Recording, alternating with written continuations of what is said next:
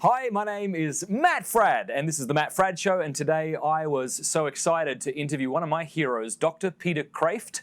He is philosopher at Boston College. He's 82 years old and I think has written more books than that, 85 or something. Really brilliant guy.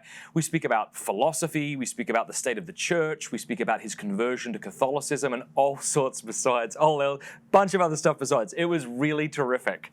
Really terrific. One of the reasons I love these long-form discussions is usually when you're meeting someone for the first time, it takes about 20 minutes until you get into a groove, and man, it was fun. I love this man so much, and you are going to love this interview. Hey, we have a new sponsor this week, which I want you to know about. It's called Hallow, as in hallowed be thy name, Hallow. This is an app that'll help you to pray. I don't know if you've noticed or not, but there's a lot of apps out there right now, like Calm, these mindfulness type apps, which could be really helpful if you're stressed out and you're trying to find peace in your day. But the only problem is a lot of these apps are new agey. You know, they lead you into these new age practices.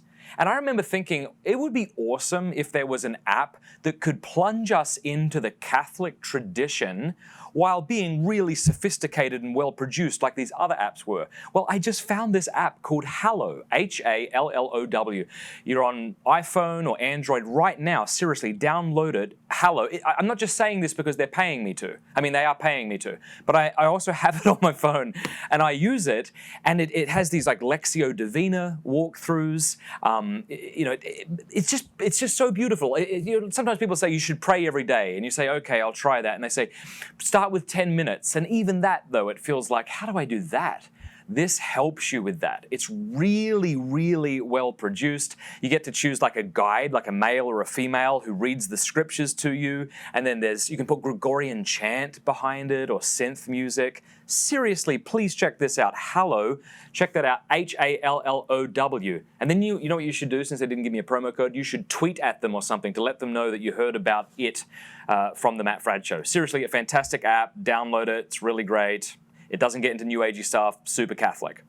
The second group I want to say thank you to is Covenant Eyes. This is the best filtering and accountability software on the web. If you're tempted to look at porn, or if you have children and you know that they're going to be tempted to look at porn, you need to install Covenant Eyes. It easily goes on all of your devices. It's very inexpensive. And if you use the promo code MATTFRAD, MATTFRADD, one word, you get it for a month free. So if you try it for 28, 30 days and you don't like it, just quit. And you don't have to pay a cent. But I promise you that you won't. I really feel like as parents, we will be held accountable to Almighty God if we allow our children to be exposed to the filth that so often comes up online. The best thing about Covenant Eyes, it's not just a sophisticated filter which blocks the bad stuff. It is that. But it also it treats us like responsible moral agents. Right? It'll send a report to your accountability partner telling you where you went, where they went, what they typed in, and things like that. So be sure to check that out. CovenantEyes.com, and be sure to use the promo code, one word, Matt Fradd. All right, here's my interview with Dr. Peter Kreeft. There's this very pious Catholic who is a bear hunter. Okay. And he believes in miracles. And one day he's out hunting bear and he loses his rifle, and this bear is very aggressive and very hungry and is chasing him, and he's running away, and the bear is gaining on him. So he says, the only way I can possibly escape is by getting supernatural help. So he falls down on his knees and prays, God, please convert this bear and make him a good Catholic. And then he turns around and he sees that the bear too is on his knees and praying. And he says, my prayer has been heard. And then he listens to the content of the bear. Bless us, O Lord, in these thy gifts which we are about to receive from thy bounty. Very good. All right, awesome. Lead us. Do you want to lead? Lord. No. We've done that.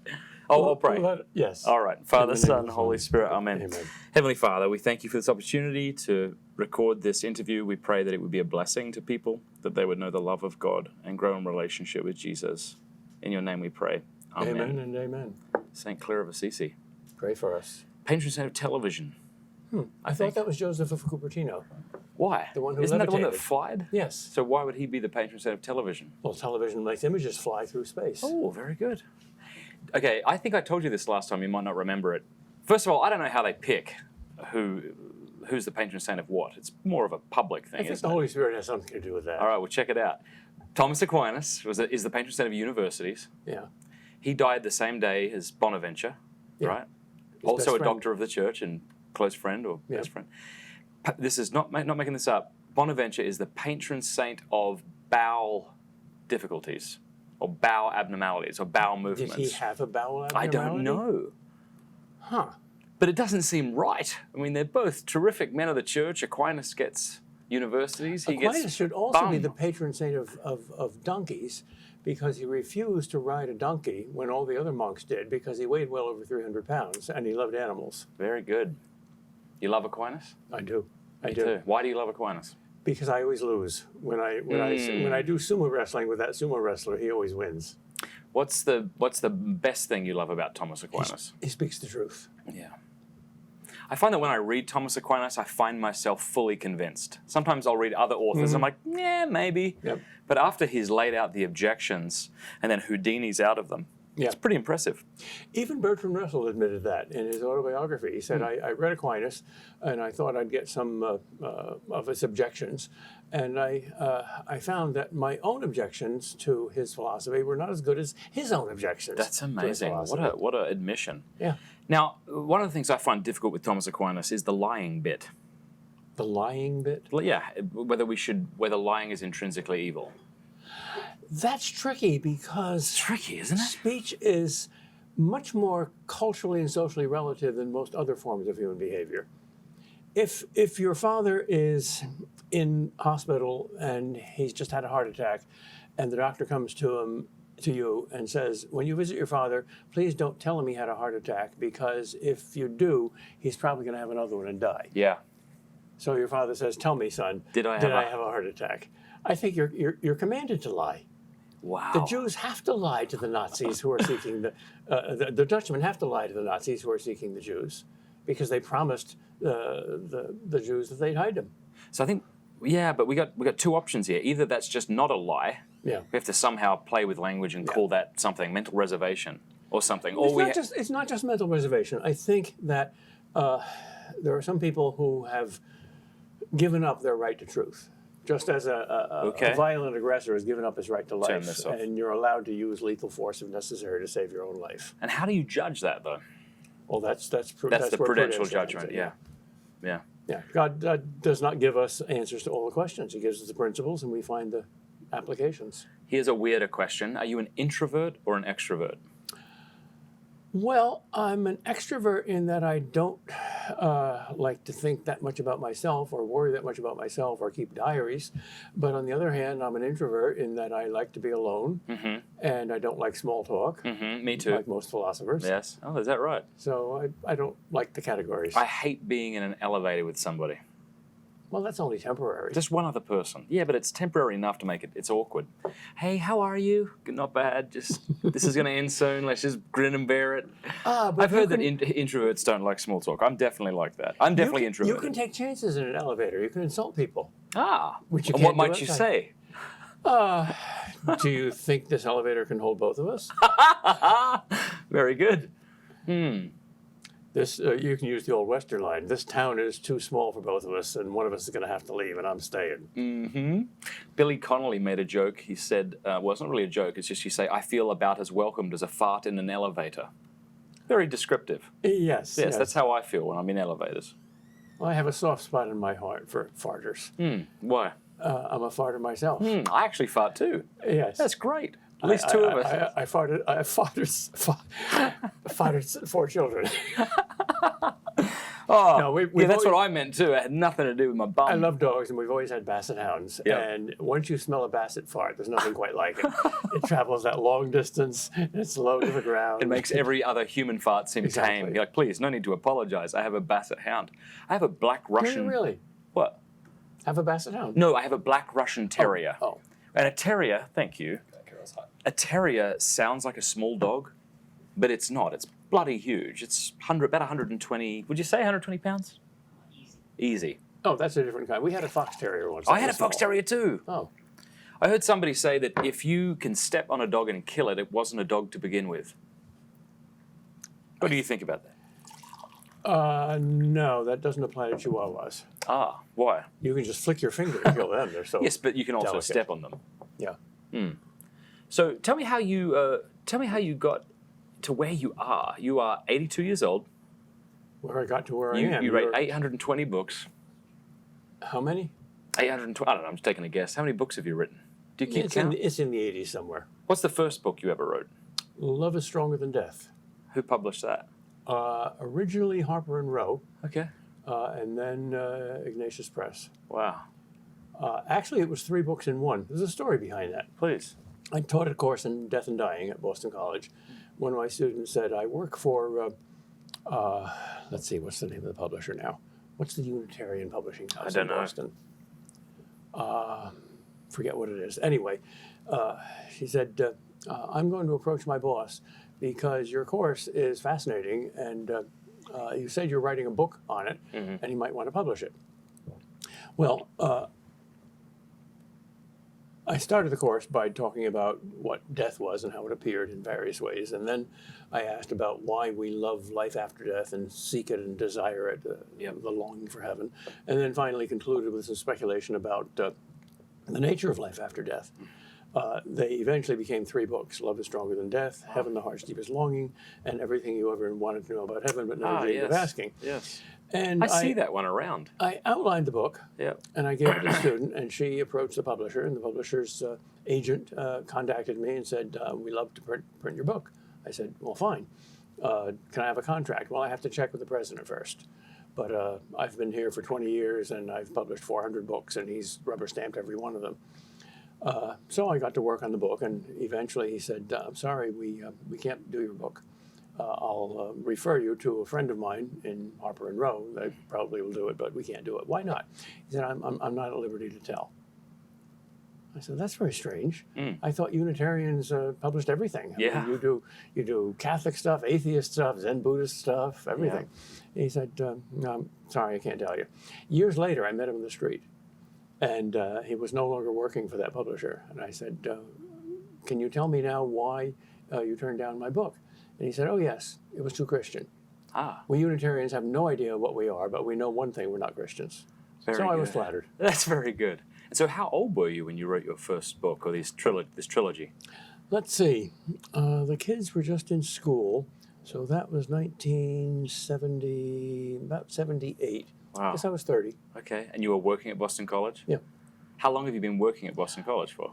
I don't work at Boston College. I have fun at Boston College. They pay me for it. It's amazing. I teach philosophy. And when did you get tenure? About halfway through. Very good. Do you think if you didn't have tenure, some of the things you have been saying, or the way you talk about the Catholic faith would... No, Boston College is a good place. Okay. It's Catholic enough to be home, and it's pagan enough to be wild, and you can pretty much say anything and get away with it. Now, you told me before we did this interview that Focus are not on the campus? Focus is a series of Catholic missionaries who have a great sense of humor, because missionaries always go to the ghettos, the darkest places. So they target American universities, especially Catholic universities. Yes, but they're not there. Well, I think there's a rivalry between the Jesuits and Opus Dei and Focus. So it's a kind of an in-house thing. There are some very good Jesuits at BC amidst all the heretics. Okay. So we're going back. I love the Jesuits. You do? I do. Okay. There's good Jesuit jokes. They're very smart. Oh, they're great. We know a good Jesuit joke. Best Jesuit joke of all time. I know what you're going to say. Tell it. Aquinas one. What is the difference between a Jesuit and a Dominican? This is going to upset so many Protestants. What? The Dominicans were founded by St. Dominic in the 12th century to combat the heresy of Albigensianism. The Jesuits were founded by St. Ignatius Loyola in the 16th century to combat the heresy of Protestantism. Now, tell me, how many Albigensians have you met lately? 0. Yes. Yes, it's a very good joke. So we're going backwards in time then. So you converted when you were at college to Catholicism. Yes. What college were you at? Calvin College, a very Calvinist college, a very good Where is that? liberal arts college in Grand Rapids, Michigan, Okay. in the Reformed or Presbyterian tradition. Okay. And they take scholarship very seriously. And I'm a philosopher because of one of the professors there, Really? William Harry Jellema, who's one of the wisest men I ever met, a kind of a living Socrates. Yeah. And I read my way into the church. I gradually fell in love with things Catholic. I thought it was a temptation. Took a course in church history.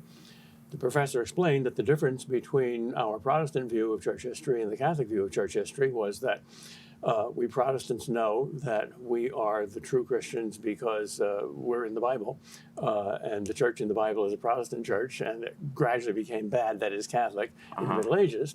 And we're not the new kids on the block. We restored the old church. Catholics, on the other hand, believe the opposite, that theirs is the original church. So I remember asking him the question, Professor, if I take a time machine back to the first century, and my Catholic friend also does the same thing, and we both worship together, that I would feel more at home than he. And the professor said that's a very strange way to put it, but yes. I said, oh, good. I'll deal with my temptation by reading the early church fathers and prove to myself how Protestant they were.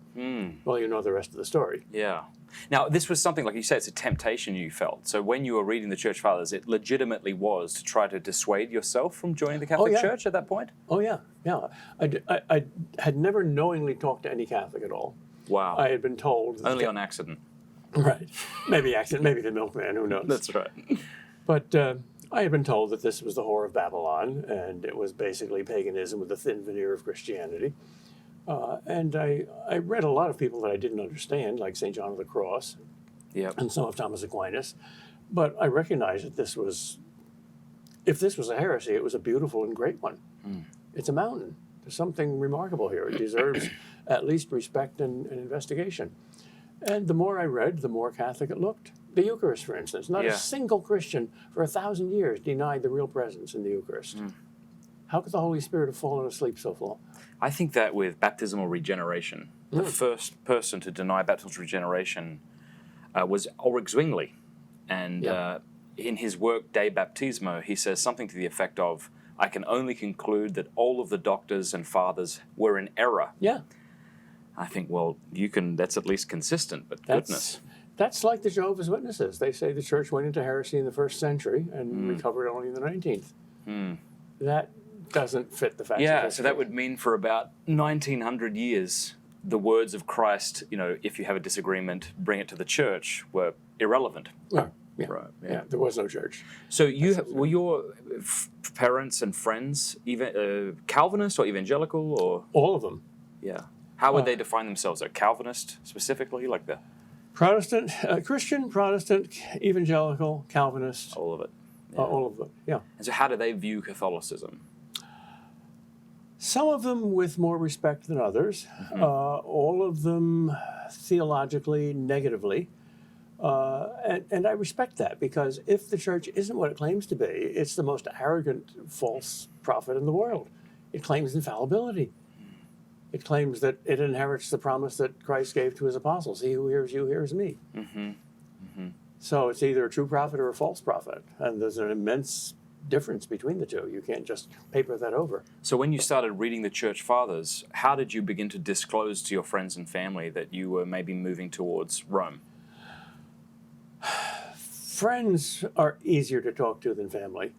And my father, especially, who was an elder in the church, took it very badly. And we had a lot of theological discussions. We were very open with each other, and we had a lot of nasty arguments and a lot of respectful arguments. Okay. Time eventually healed it. Good. And he eventually said, Peter, I still disagree with your theology, but I respect your motives. Yeah. You're trying to follow the will of Christ. I think you're making a mistake, but God is somehow using you. He was a pastor or an elder in his... An elder, yeah. And so you grew up with him as an elder in the church? Yeah, a very wise man. Yeah, I've heard you speak lovingly of your father before. Oh, It's yeah. always lovely when you hear men speak well of their fathers. His honesty gave me the first Catholic idea I ever had in my life. We lived in New Jersey, and we went to New York City a lot as tourists. And I'd never been in a cathedral before. All the Protestant churches that I knew were rather plain. Went to St. Patrick's Cathedral. I was overwhelmed. It was a different kind of beauty. I turned to my father and said, Dad, this is a Catholic church, isn't it? He said, yes. I said, the Catholics are wrong, aren't they? He said, yes, they're very wrong. And I said, in my simple 8-year-old honesty, then how come their churches are so beautiful? And he said, I don't know. Wow. That was the first time I ever heard him say, I don't know. So I just filed it away. Yeah. Now, when you were growing up, I guess, so when did you convert? You were in college, but what year?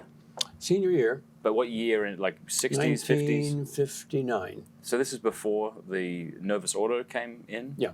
So that's interesting. So you became a Catholic just as a lot of the chaos was sort of revolving around Yeah, all that in the United States. I came before the chaos. Yeah. I didn't cause the chaos. No, I came before to be it. clear, I didn't No, start the fire. I was baptized, conditionally rebaptized at Yale in 1960. Wow. Why at Yale? Were you studying That's there? where I went, yeah. Oh, okay. To graduate school. Oh, okay. They were doing your PhD work there? Yeah. Okay. And so... And then I transferred to Fordham to get Thomism. So I got my PhD at Okay. Fordham. Oh, fantastic. And so what was your specific PhD in? What was your... Wonder Wonder. in Plato and Augustine, Really? the origin of philosophy. I've always been a kind of a little kid with a sense of wonder and awe and whimsy. Yeah. And I love philosophers who share that. And the greatest ones always do. Yeah, it says a lot about you and the work that the Father's done in you, that you are very wonderful. You do wonder. Whereas you meet a lot of older folks who don't seem to be able to do that anymore. Life's beaten them around a bit and they become cynical. Do you see that or no? Yeah, I see that, and I don't know how to deal with that. That's a pity. It's It is a easy. pity. It's easy to take a naive, happy believer and turn him into a cynic. It's much harder to do the opposite. Yeah. Yeah, I forget who it was who said something like cynicism. A cynic is somebody who knows the price of everything, the value, But the value of nothing. nothing. Yeah, yeah. Well, it kind of makes sense. I mean, we're thrown into life, and when you're young, you might experience certain traumatic events, but they don't affect you a great deal. Right. But after a while, you just kind of get beaten up, and you start to believe. And you get things. bored. You get bored. What I do you think mean? boredom is one of the biggest problems of modern life. The very word didn't exist until modern times. Is that right? There's no word in any ancient language for generalized boredom. Interesting. Yeah. So things like sloth would have Yeah. existed, but generalized boredom. Right, right. Yeah, I've heard you say this. Not boredom about any one thing in particular. But boredom about life itself. You say, which covers us like the sky, just everything. That's a linguistic fact. It puzzles me, though. I Yeah. mean, isn't somebody like, Caligula bored? Yeah. Isn't that why he does what he does? Yeah. Well, I think I like what Aquinas, his differentiation between curiosity and studiousness. And most people today, when you hear curiosity, we think of it as a virtue. He says it's a vice because he sees it as just accumulating useless knowledge. The difference is that vain curiosity, which is a vice, is arrogant. It wants to know everything. It plays God. Whereas humble curiosity is just the search for truth, and that's Yeah. just honesty. That's a virtue. Yeah, and I think that's kind of what he would call studiousness. We have a desire to know. Yeah. Yeah. So why do you think we're bored? I'm bored. I'm bored all the time. I'm bored with myself. I'm bored with everything. Well, like me, you probably have ADD. Okay. I've heard you say this. When did you know you had ADD?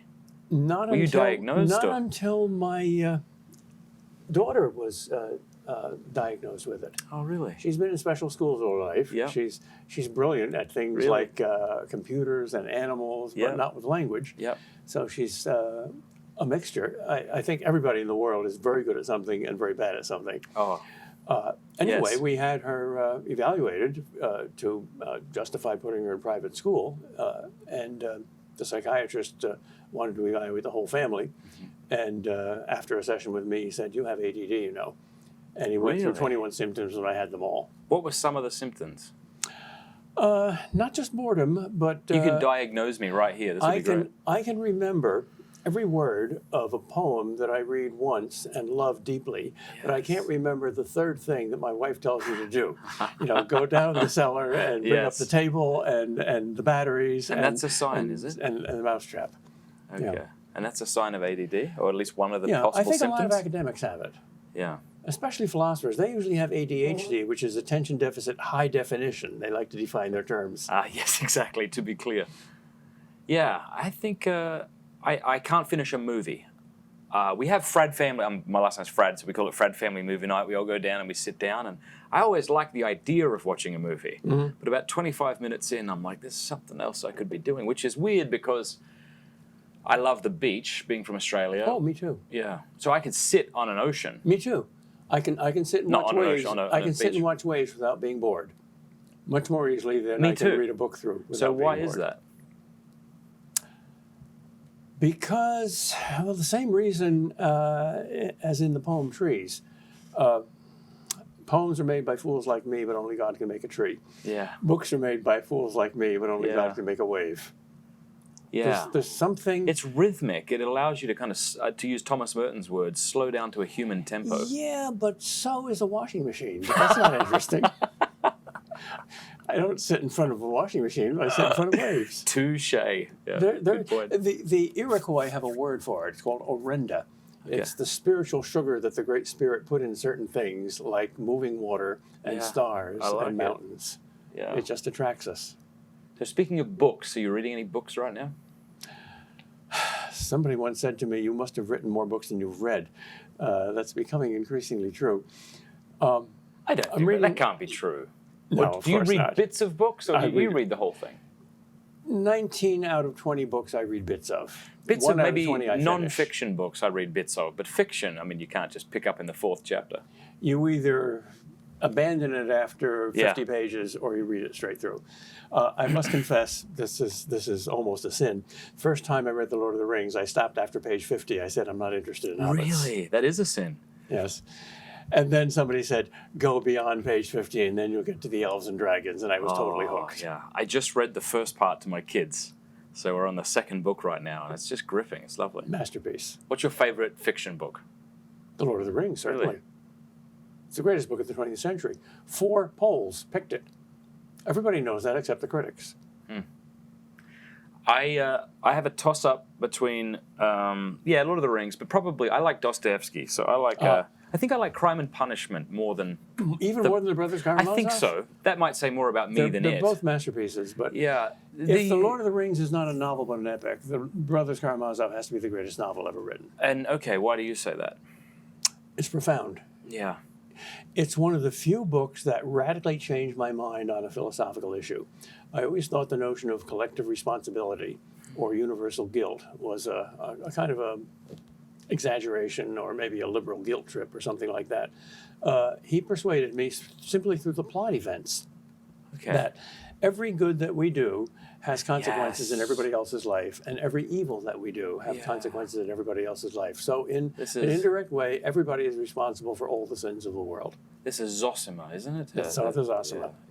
Very profound. Yeah, maybe I need to read it again, because I just found there were a lot of kind of tangents that, if you were to take... It's enormous. Yeah, it's elaborate. It's just the opposite of a Tolstoy book, which is perfectly classically written. But Dostoevsky's all over the place. I love him. I just started reading Anna Karenina. I'm about 200 pages in, and I'm a bit bored. Really? Now, the chances that says something about him is very unlikely. So I get that it's my fault. I think it's because it's hard to love Anna. Yeah. She's bratty and selfish. And she gets her comeuppance at the end, which is very sad. Hard to write good heroes today. Good villains is easy. Good heroes is hard. That's what Tolkien did in The Lord of the Rings. You've got real heroes. Yeah, well, why do you think that is? Let's think. I mean... we're cynical.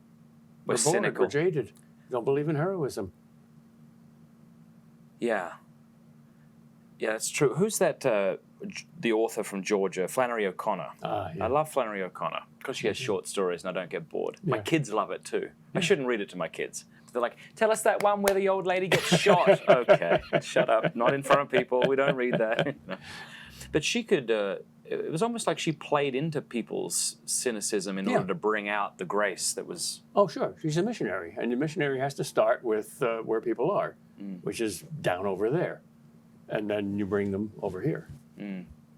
So then what about The Idiot? Have you read The Idiot by Dostoevsky? I never got to it. No, I know the plot. Yeah. I think he wrote that. I read part of it, actually. Okay. Wonderful style. But Didn't grip you? Brothers Karamazov is an improvement on The Idiot because Alyosha is the complete Jesus and not just the Prince the Mishkin nice Jesus. Mishkin So is a kind of a...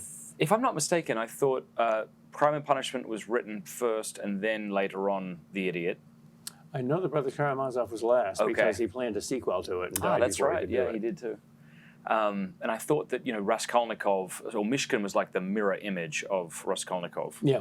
What's interesting about Raskolnikov is the name means schism, I think, or it comes from that root. And what you notice about him is when he starts overthinking things, he becomes evil, does evil things. Yep. But he does these spontaneous acts of kindness for people, like the woman he meets, and he gives money to the family whose husband had just died. This is because God designed the heart, and we have a lot to do with designing our thoughts. So there's usually a beating heart, even under the evil cynic. Yeah. Yeah. In fact, that's my only slight hope that maybe the universalist is right, and maybe the most wicked of us will repent and be saved in the Wouldn't that end. be wonderful? Why Yeah. are people so afraid of us hoping for that? There are some people. I think the church has Well, the taught. Blessed Virgin commanded us to pray for it. And that prayer that she added to the Rosary to the 3 children at Fatima. Lead all souls lead to all heaven, souls to especially heaven, those who especially most those need most the in need. mercy. Yeah.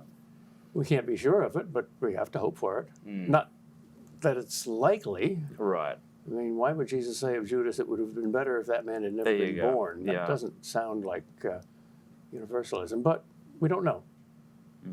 It's good not to know some things. One more thing about Dostoevsky. I think the reason you can't turn his books into good films is because of a lot of the drama plays out within the psyche of the person. Right. So brilliantly. Like he Right. explains people's mental states in a way that you say, I thought I was the only one who experienced this. Whereas with Lord of the Rings, a lot of it is exterior. That's it's a not. good question. I teach a course in philosophy and cinema, and that's one of the questions we ask in the course. Why are so few great novels turned into great movies? Why are so many great films turned into great movies? Why are so many great films not turned into great movies? The 2 versions of the Brothers Karamazov were both very bad. you the couldn't- American you can't version do and it. the Russian version. And again, it's all playing on in the head. He's telling you what they're going through and thinking. On the other hand, the BBC's version of A Tale of Two Cities I thought was a masterpiece. Okay, haven't And seen very that. faithful. Okay. I've read very little. I only really started reading after my conversion in Rome in 2000. So I was an agnostic. I thought that God was a cute idea invented by people to make death less scary. And I went with a bunch of Christians to Rome. You've heard of the World Youth Days? Mm-hmm. So there was about 2.5 million young people there.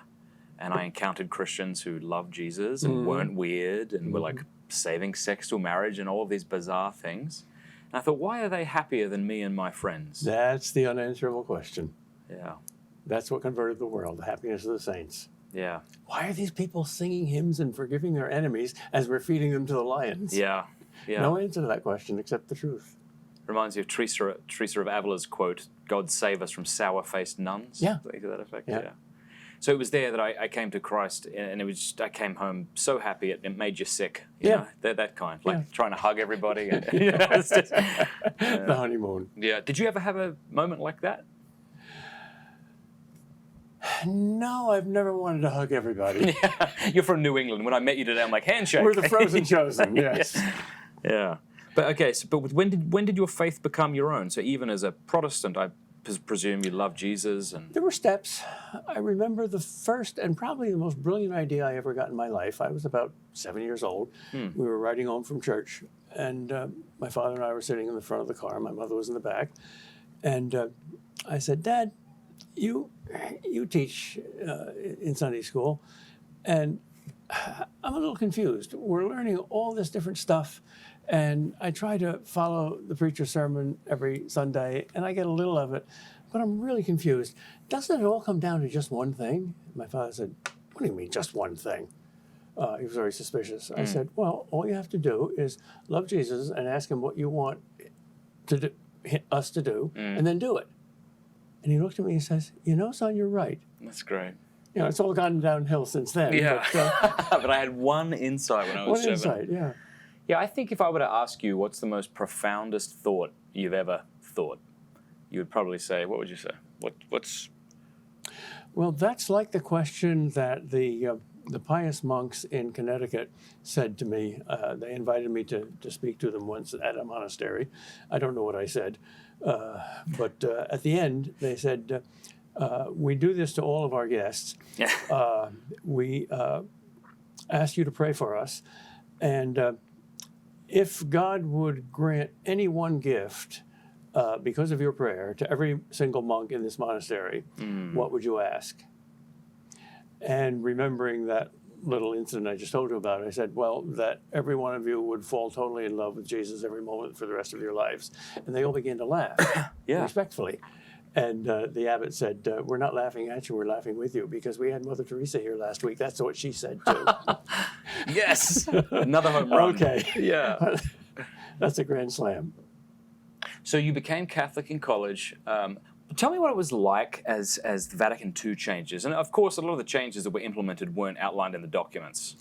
Well, Things just started happening. I hear horror stories about I statues. have always been suspicious of the press, the newspapers, the media, the TV. Everything, really. And always loved books. So I actually read some of the documents and compared them to what was being made out of them by the popular press and saw the immense gap.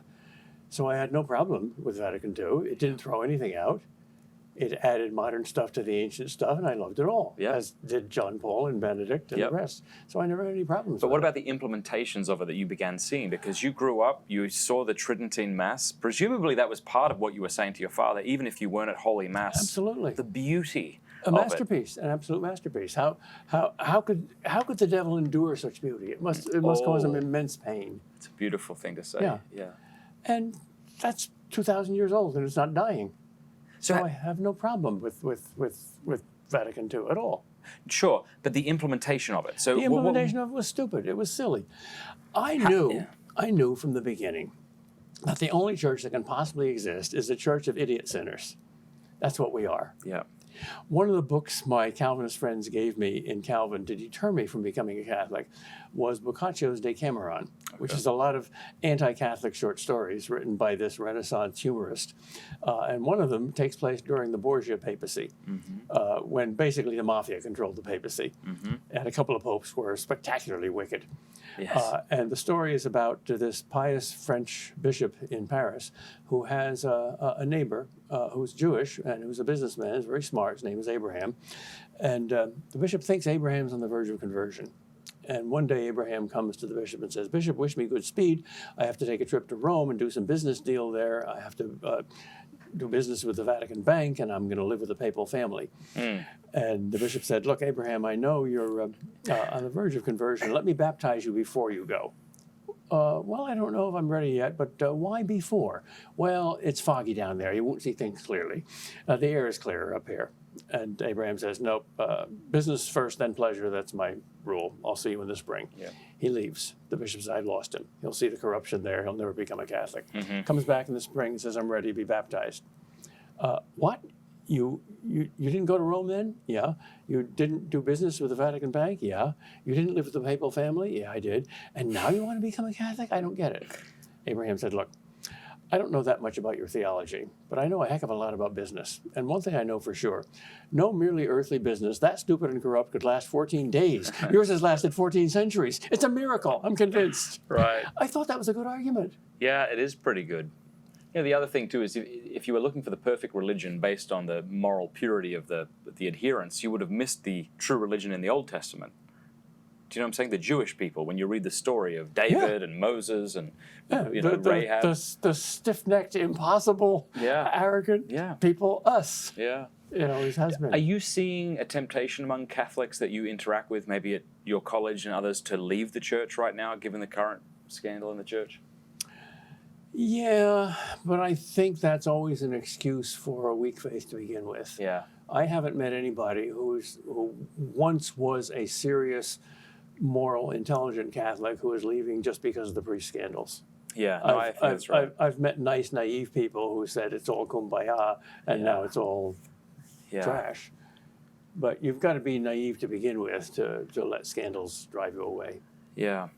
So do you go to a Latin Mass or do you go to a Novus Ordo or do you have a strong preference? I love all forms of the Mass, but I go most of the time to an Anglican youth Mass where the priest and half of his congregation, who used to be Anglican, are now Catholic. He's married. Yeah. And we have the other great masterpiece of the English language, the Book of Common Prayer. Yes, it's beautiful. Which is very beautiful. I have to admit, before all my audience who are going to be upset with me, I don't know what you think, but my favorite translation, well, I don't know if it's my favorite, but I love the King James. So do I. Do you? Yeah. So do I. But my problem was, of course, I could never find one with the Deuterocanonical books until I met an Anglican priest who had this big Bible, had the Common Prayer, had the Deuterocanonicals, and the whole thing was the King James. Yep. Why do you like the King James? Its effect. It's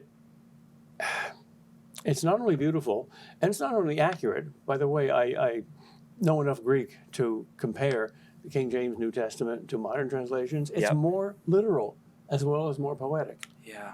The modern translations take it away. Yeah, it's glorious. So it's not only more beautiful, but it's much easier to worship in King James language. Yep. If you call God thou instead of you, that keeps him up at that level. Yes. And the fact that he comes down that much to you in intimacy is much greater than if you're a chum and now we're here. Let's sit at a bar and drink together and talk baseball. That's not how you deal with God. Yeah, so talk a bit more about that, about how language affects how we pray. I mean, Benedict implemented those changes in the Novus Ordo so that we would say different things, and maybe there were some people who thought that that was a waste of time, but language does affect how we understand ourselves and God, yeah? It does. Let's take a little example. Eisel's old translation of the Gloria in the Mass eliminated repetition. And the result was, okay, this is like a philosophical treatise, point 1, point 2, point 3. The old version was, you say it over again, you repeat it. Well, you don't have to do that. There's no utilitarian reason for doing it. Yeah. But it's like the Psalms. The parallelism gets under your skin and into your soul and hammers the same nail in twice. And they don't understand that. I've been going to a Byzantine church for 4 years. Wonderful. And talk about repeating. There's a joke in the Byzantine church. There's nothing the Romans can do in 10 minutes that we can't do in an hour. You know? Yes. But it's the same thing. You know, everything is prayed 3 times in a row, and it's glorious. It's beautiful. Well, I think John Paul II must have ADD too, because his favorite prayer was the Rosary. Yeah. And that's full of repetition. Yeah. But it's not boring repetition. It's like the waves. Yeah. Yeah, not like the washing machine. Yep. How long have you been praying the Rosary for? Let's see, since I thought of becoming a Catholic. Really? Since my senior year at Calvin College. Is this something you choose to pray daily, or is it something, When do you pray it? Usually when I'm driving. Yeah. ADD, right? That helps. Yeah. Doing something while you're praying the Rosary. I think an obstacle many people have to the Rosary, or prayer in general, is that they think they have to feel a certain way for their prayer to be effective or meaningful. This was one of the most liberating discoveries I made in reading the Catholic saints. They all said, don't pay so much attention to your feelings. Feelings don't count. They're God's gifts. They're fine. They help. But it's the will that counts. And when you will something, not only do you strengthen your will, but you're accomplishing something. Feelings don't accomplish anything. It's like watching a movie. It's entertaining and it's helpful, and it's good. But praying the Rosary isn't meant to be interesting. It's meant to be an accomplishment. With every word, prayer changes things. Yeah, you wrote a book called Prayer for Beginners. Is that what it was called? That was almost a plagiarism of Brother Lawrence's The Practice of the Presence of God, which is one of my favorite books because it's very, very simple. Yeah. What does it say? You use this analogy where you say a way to pray, you do the same thing when you kind of come to the end of a sidewalk to cross the street. You stop, wait, and listen. Talk about that. Yeah, there used to be signs around railroad crossings that says stop, look, and listen. Oh, okay. And before you can either look or listen, you have to stop. Yeah. We're like flywheels. We keep moving and moving and moving. Oh, yeah. And it's much harder to stop than to start. Yes. So the first thing you have to do in order to pray is stop doing everything else. And when I wake up every morning, my mind is racing at the beginning. Yeah. This is what I have to do. This is what I have to worry about. This is what I have to accomplish. And you have to stop that. You have to kill those little gremlins that are attacking you with their little swords stuck into your brain. Yes. I love St. Benedict's interpretation of Psalm 137 by the waters of Babylon, which ends in that horrible verse, "O Babylon destroyer, blessed is he who seizes your little babies and smashes their brains out against the curbstone." Right. How can a Christian pray that? St. Benedict says, well, those little babies are baby thoughts. And every sin starts with thought. And Babylon is, of course, the Jews' enemy and a symbol of evil. Yeah. So as soon as this evil thought occurs to you, have no mercy upon it. Bash the little bastard's brains out. Love it. So stop. But then and then you can look. How do you stop, though? Because you can't just will yourself to stop having those thoughts, can you? You say you wake up in the morning, they rush at you. Yes, you can. They still come. But they don't touch you. You're not saying yes to them. You're ignoring them. They still come, and you're still distracted. But you know that that's not you. You don't identify with them. You don't find your identity in them. Do you have a morning ritual, prayer routine, sort of? No, just the morning offering. Morning offering, lovely. And I say a psalm or two at night, and I try to remember during the day. I'm not good at praying in general, Me and neither. I'm not good at praying for a long time. I get bored so easily. So for me, the most important thing about prayer is that not just that it is something you do for a few minutes a day, but it's something you do all day. Implicitly, the morning offering permeates into all your prayers. God, take this. I'm going to forget you, but you're not going to forget me. Yeah. Here, this little drug here called caffeine may be doing me a little good and a little harm, and I'm not thinking about it right now. I'm just doing it, but I'll drink this coffee for you. I don't know what that means, but I want to do it. Yeah, kind of childlike dependency and submission to a good father. Well, this, I mean, have you heard of you've heard, of course, of the Jesus prayer in the Eastern Christianity. Thomas Aquinas addresses the issue in the Summa as to whether we should pray at all times. And he said, in one sense, yes, and in one sense, no. Right. In one sense, no, because you have obligations to fulfill. You can't be praying at all times. But he quotes Augustine in saying that we can pray at all times by desire. Yes, exactly. What does he mean by that? He, before Freud, understood the power of the subconscious. Desires aren't always conscious. Desires are also subconscious. And the subconscious ones come from the depths of the heart. They're the deepest desires of all. And if your deepest desire is to do God's will, you're going to go to heaven, no matter how badly you act on that desire. Might take a lot of purgatory, but it's what Karl Rahner calls your fundamental option. You're not consciously aware of that at all times. The reason you have to keep going back to formal prayer is to remember that, to get the rust off it. But it's there all the time. What do we do then with those desires that come up that make us afraid, like sexual desires or desires to hurt people or desires for money, any sort of wicked desire that we're very ashamed of? We don't bring it to other people because we're afraid if they knew that about us, they wouldn't like us. But as you say there, those subconscious desires are speaking to us. Well, the more hidden and subconscious they are, the more dangerous they are because they're not in the lights. The first thing you have to do is bring them to the light. Be honest. Sometimes we treat God in the same way that we treat other people. We're afraid of him, and we're afraid to confess these things, and we're afraid to deal with them. And even if you deal with them badly, just that you're dealing with them in the presence of God helps. And even if he doesn't give you the answer that you want, you know that your honest bringing this into God's presence is going to make a difference. And if he doesn't heal those desires and you're still bothered by them, that's his will too. Thomas Aquinas says God's like a doctor. He'll sometimes deliberately not heal a certain disease because he knows that if he does, more harm is going to come. Yeah, that's interesting, isn't it? Especially pride. Yeah, it reminds me of Paul talking about that, what does he call it? Thorn in the flesh. And we've all speculated as to what that could possibly mean.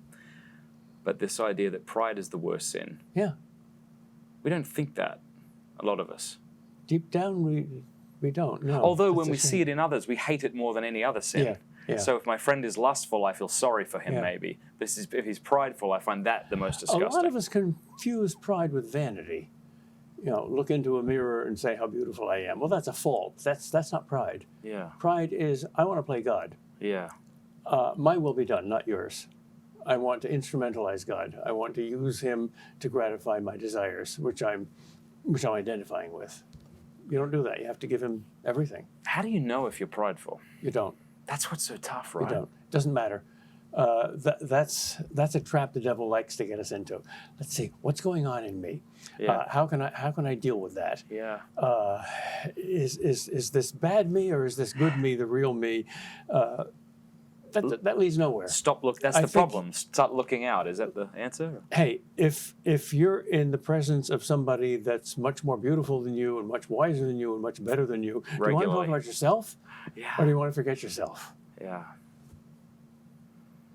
Because this is the thing. I mean, you meet people and you think, this person is extraordinarily arrogant. And they don't know that about themselves. But then you think, well, if they don't know that about them, what don't I know about me? Touche, touche. Yeah. That's the helpful thing about having a wife. My wife's always willing to tell me. This is why one of the best things that happened to C.S. Lewis was his marriage to Joy Davidman, who was not a sweet, nice, beautiful wife, but she was wonderfully honest, and she exposed his baloney, and he loved her for it. Really? You know what's fascinating is when, we talk about the problem of evil and how we have a pastoral approach and a kind of philosophical approach. When you put side by side the problem of evil with, what was the book he wrote after the death of his wife? A Grief Observed. A Grief Observed. You see the difference. I mean, the wonderful honesty in that book. Oh. That is the best book I know to give to someone who's grieving. Do you know the story of, he wrote that under a pen name? Oh, yeah. Yeah. And then I was told that people kept giving it to him. Did you tell me that? You told me that, Mac. Yeah. Yeah, people kept giving it to him. Like, all right, I'll just come out. But that first line, nobody told me fear felt so much, what did he say? No one told me grief felt so much like fear. Yeah. I keep swallowing, something like that. Yeah.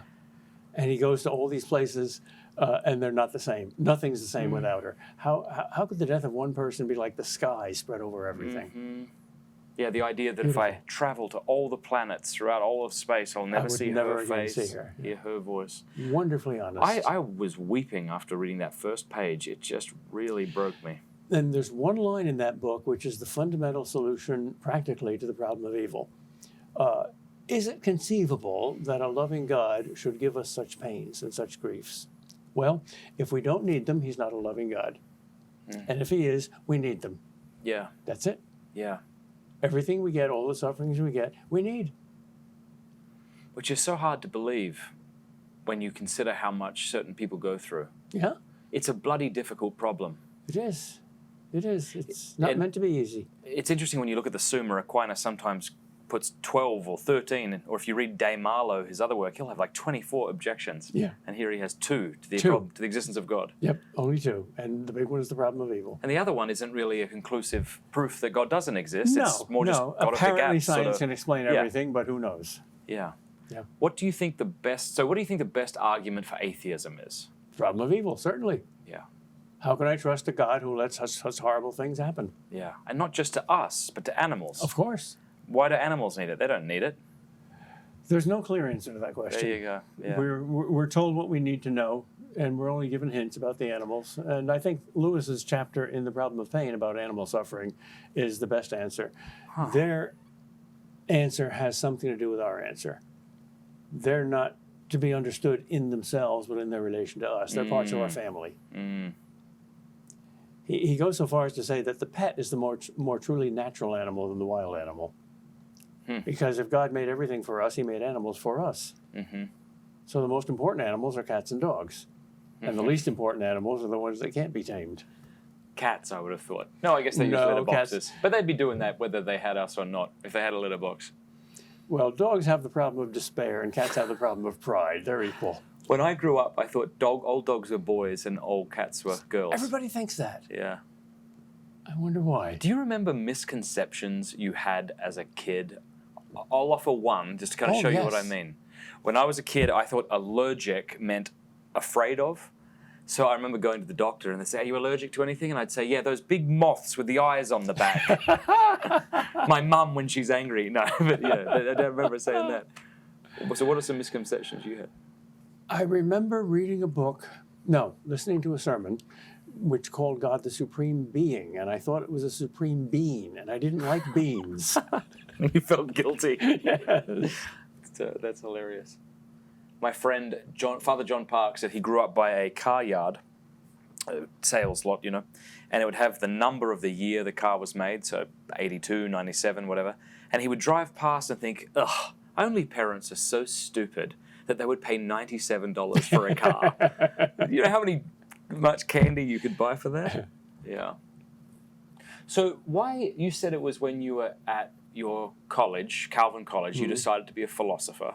Yeah. Did you have any inklings towards it prior to then? No. I write a lot of poetry in high school. Yeah. And I wanted to become a writer. I thought I wanted to become a poet. I was an English major. Yeah. And the first philosophy course I ever taught was taught by somebody who was probably certifiably insane. Yeah, why do you say that? He would put his chair on the desk and say, "I am the king, and this is my kingdom, and you are my subjects." And he would march up and down the aisles and point at our heads and say, "It's there, but it's not there." But you remember him. Oh, yes.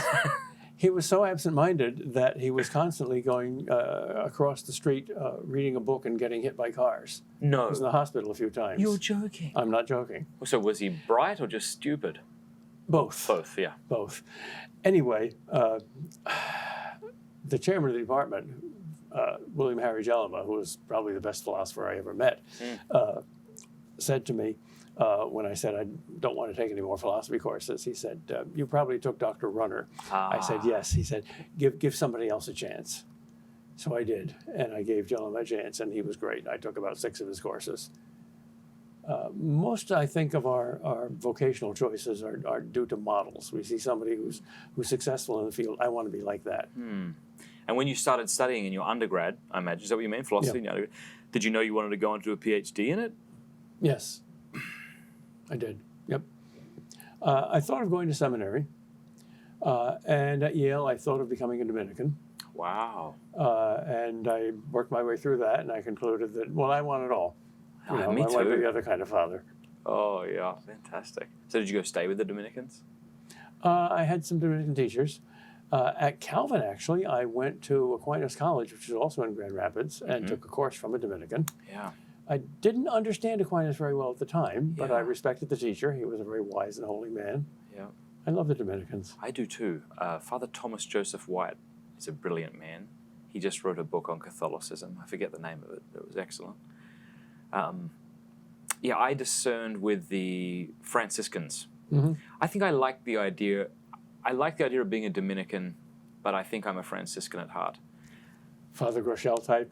Yeah, He's wonderful. I'm just more wild. And here's a funny story for you. I woke up one morning.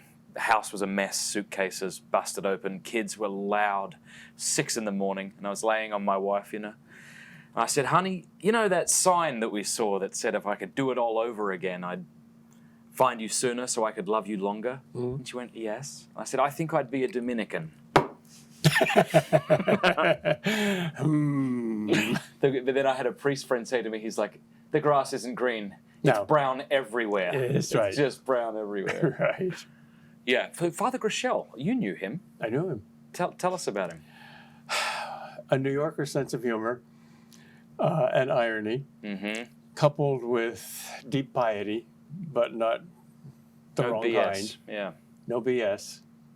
Right on target. Utterly honest. Tough-minded. Did you know him when he founded the CFRs? Or as he was a Capuchin or afterwards? I think both before and afterwards. Wow, Every yeah. time I met him, I was very impressed. And was he a New York Yankee fan? Well, we have to make allowances. Nobody's to be perfect. tolerant of others, yeah. One of the questions I'm going to ask God if I get to heaven is, why for 86 years were you a Yankee fan? Very good. No, but perhaps because the Boston Red Sox needed the suffering, according That's to right. your... Well, New York has 10 times more people than Boston, and Boston has 10 times more philosophers than New York. And the reason is that philosophy is the love of wisdom, and wisdom comes through suffering, and we have the Red Sox. Very good. Do you think that baseball is the greatest sport? Yes. Good. I'm Yes. glad you didn't waffle on that and just Michael, said yes. Michael Novak wrote an article called Take Me Out to the Liturgy, in which he proved that proposition.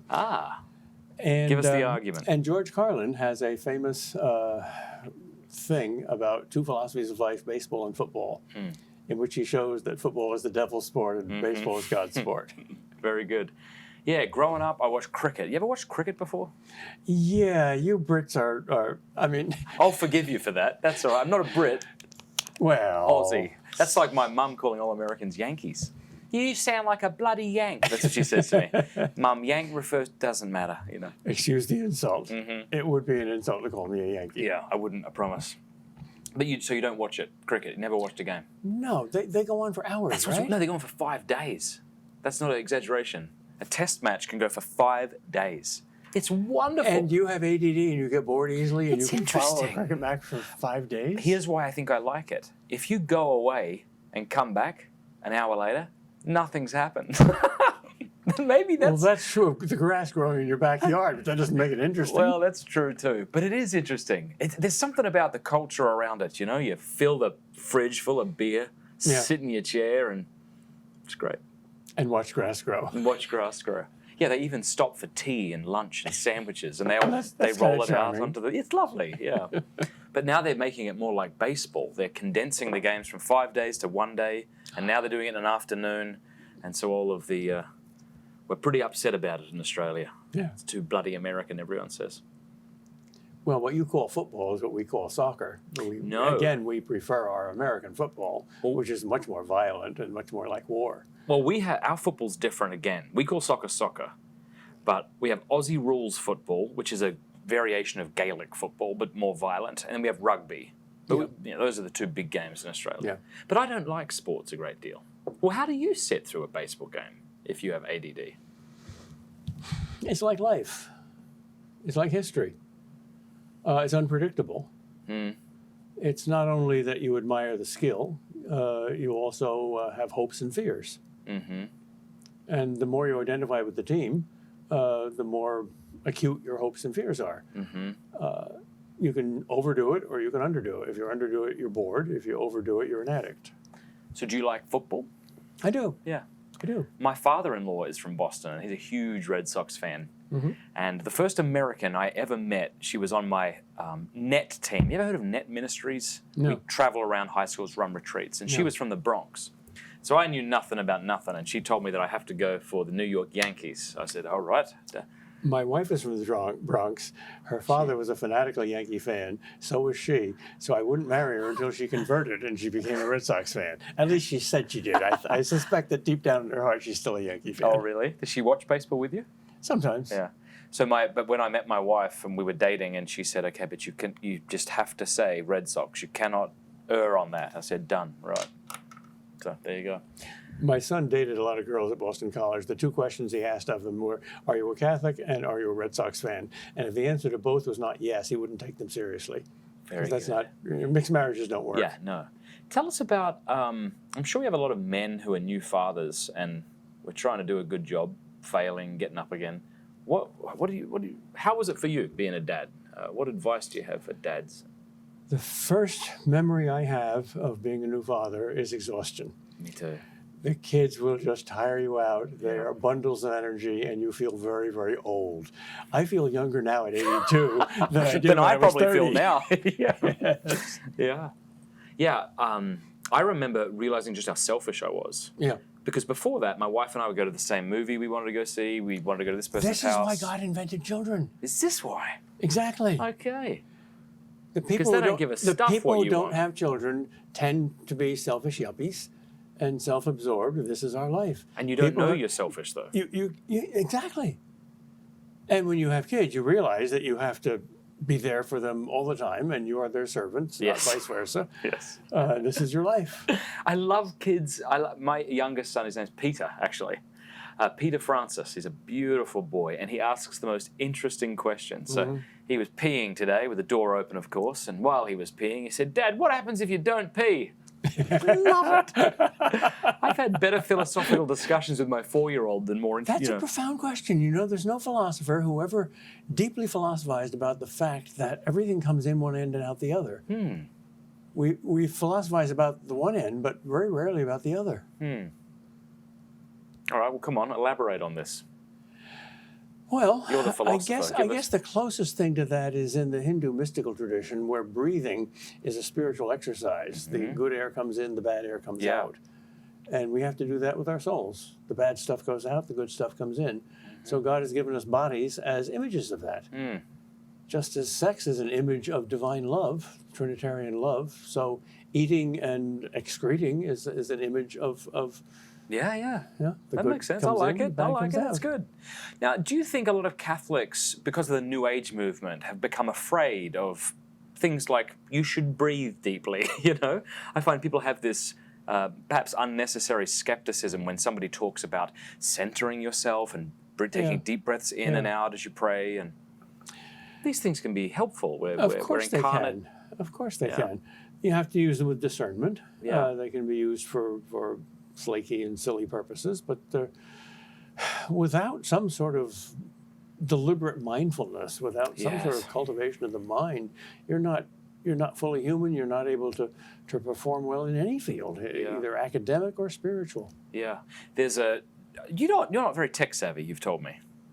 I am proud of the fact that I am probably the least tech savvy person who has ever existed in the entire history of the world. Do you have email? Yes, I do, and I always make mistakes about it. Yeah. And I've been using Microsoft Word for the last 30 or 40 years, and it always tricks me with new hoops to jump through, which I fail to do. And I am in awe of the devil's power of controlling that medium. Mm-hmm. I speak of my digital demons. I don't really mean it, but it certainly looks like that. And then, do you know what Twitter is? Have you heard of Twitter? Yeah. Somebody has started a Dr. Peter Kreeft Twitter account. Not me. I guarantee you. Well, that was funny because it started, and then it was just all your fantastic quotes from your books, and I thought, I don't think that can be Dr. Peter. And then somebody said, no, he's no way. I have a lot of free downloads on my website, which I never visit, and I'm told that the one that gets the most hits is a little essay called "Why I Hate Computers." Ah. So there are a lot of other cyber Luddites out there. So do you have a smartphone? I have tried a number of times to master a smartphone, and I am absolutely and totally incapable of doing it. So do you know what apps are? Sorry, I'm not sure. I know what the word is. I don't really know what it means. It's like a program. The reason I was getting to this is there's a new app called Hallow, like hallowed be thy name, Hallow, and it leads you through these prayer experiences. But I wouldn't know how to put an app into the smartphone. Right. Well, do you have a smartphone? No, I don't. I was going to download Hallow for you. I have this old-fashioned flip phone. That's fantastic. Which is more than a phone, and if I can disable all its non-phone components, I would do so. Yeah. But the reason I was bringing this up is Hallow, this app thing for Catholics, is it helps you integrate these things, because there's a lot of new age apps right now that talk about breathing and these sorts of things, but this thing's 100% Catholic, based in the tradition, and yet at the same time talks about things like being calm and mindfulness. Do you think that we're all running around a lot quicker than we used to? Oh, yeah. We're all talking about being stressed, but why is this? Well, Anthony Esolen calls it the abolition of childhood. George Medved says the same thing. Childhood is when you're supposed to play and waste time. Yes. Nobody's allowed to waste time anymore. One of our neighbors was worried about, my wife also often gets people into private schools or colleges, and his kid was going into kindergarten. Yeah. And he was worried that his kid would never get into Harvard because he wasn't getting into a prestigious kindergarten. Oh. So she had to somehow write a letter saying, this kid is bright enough to get into your special kindergarten. Now that's crazy. See, I don't think, I'm not for physical harm usually, but people like that should be slapped. It's stupid.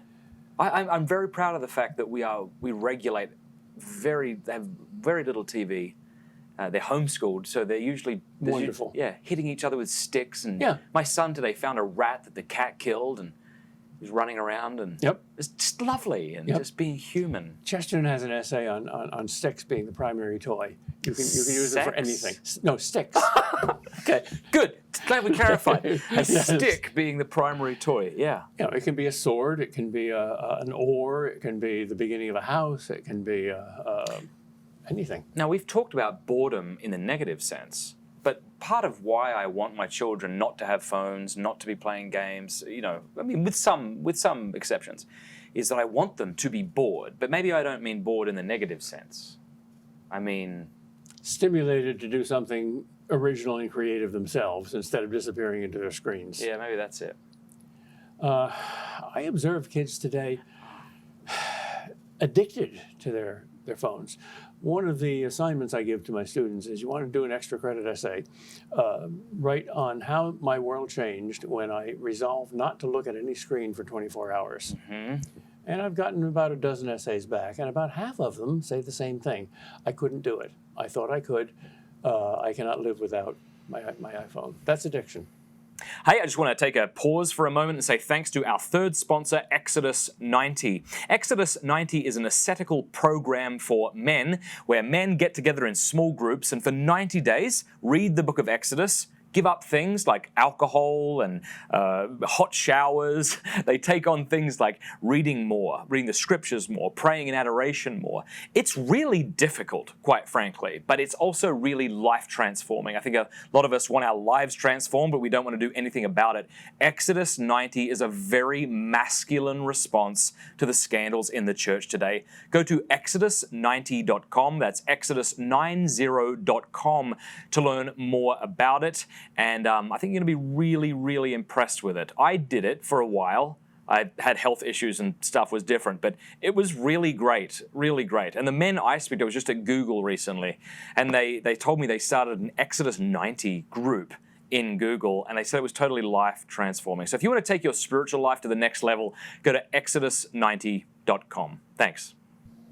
I did this last year. I'm doing it again this year. I give up the internet for a month. So all of August. Why not a year? Because I wouldn't have a job anymore and my children wouldn't have food. Or is that a lie? Maybe that's a...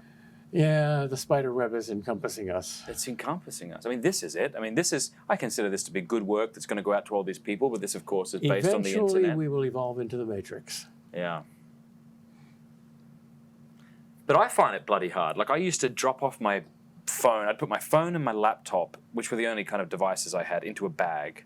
And I would take it to a friend's house Friday night and say, I'll pick it up Monday. If I come earlier, make fun of me and don't let me have it. And as I would back out, I would reach for my phone. Mm-hmm. And this can't be good.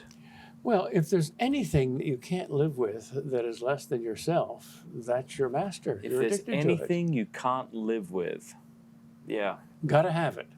Well, that's not your servant, that's your master. Yeah, coffee's my master. I can do without coffee. Can you? Is there anything you can't do without that you're working on breaking right now? I don't think so. I guess there is. I guess God will show it to me, whatever it is, but no. Are you afraid of death? No. I'm afraid of dying. I'm a coward. I don't like pain. I'm a coward too. So the death bit's okay. You die in your sleep or something. If you could die anyway. I know, as a Christian, I know I'm not going to go to heaven because I'm good enough. I'm going to go to heaven because God loves me, period. End of story. So simple. It's not the death, it's the pain that might be brought on with death. If you could die in any way, I guess the answer is however God wills it, but if you got to choose. Well, there are special privileges for martyrs. Oh my gosh. You know, a chop of the head is very merciful, very quick. Yeah. Yeah. My favorite movie of all time is A Man for All Seasons, St. Thomas More. Oh, I love A Man for All Seasons. I think that's probably one of my top three favorite movies. That scene is very beautiful too. The jokes he cracked at the chopping block. Remind me, I forget. He said something to the man about to chop his head off, didn't he? Yeah, please spare my beard. It at least has not committed treason against good King Harry. That's amazing. It's amazing because I remember being more stirred by that movie on a low budget than I did with Braveheart, although I love Braveheart too. Yeah. Why are most saint movies crap? Whew, that's a good question. They certainly are. Yeah. Embarrassingly bad. Embarrassingly bad. I don't know. That's clearer, I think, for Protestants than for Catholics, because Protestants write Jesus novels, and they're all horribly bad, really? Embarrassingly bad, amazingly bad. I haven't seen any of these Jesus novels. Yeah. Like fiction or? Fictional Jesus novels. Okay. They're terrible. Yeah. And the fact that you can't write Jesus fiction proves that he's different than everybody else. You can write fiction about Alexander the Great or Julius Caesar or Stalin, anybody. Yeah. You cannot write fiction about Jesus. Dostoevsky came closest to it in The Grand Inquisitor. Mm-hmm. He doesn't say a word. Love it. He doesn't do a deed except one. Kissed him. Yeah. Yeah. But, okay, so... I don't know why. Is it because piety, we don't understand that, I don't know, a lot of these movies with saints, they look effeminate. As if piety meant to act like that. They do. I think part of the answer is we are so into pop psychology and feelings and so into niceness that we think to be a saint is to have nice feelings. So let's portray them as nice and as comfortable and as smiling all the time and as not honest enough to deal with this crap. Yeah. Well, and then Mother Teresa, what she had to say about the spiritual life that came out after she died shows. Yeah. That it's... Talk about tough.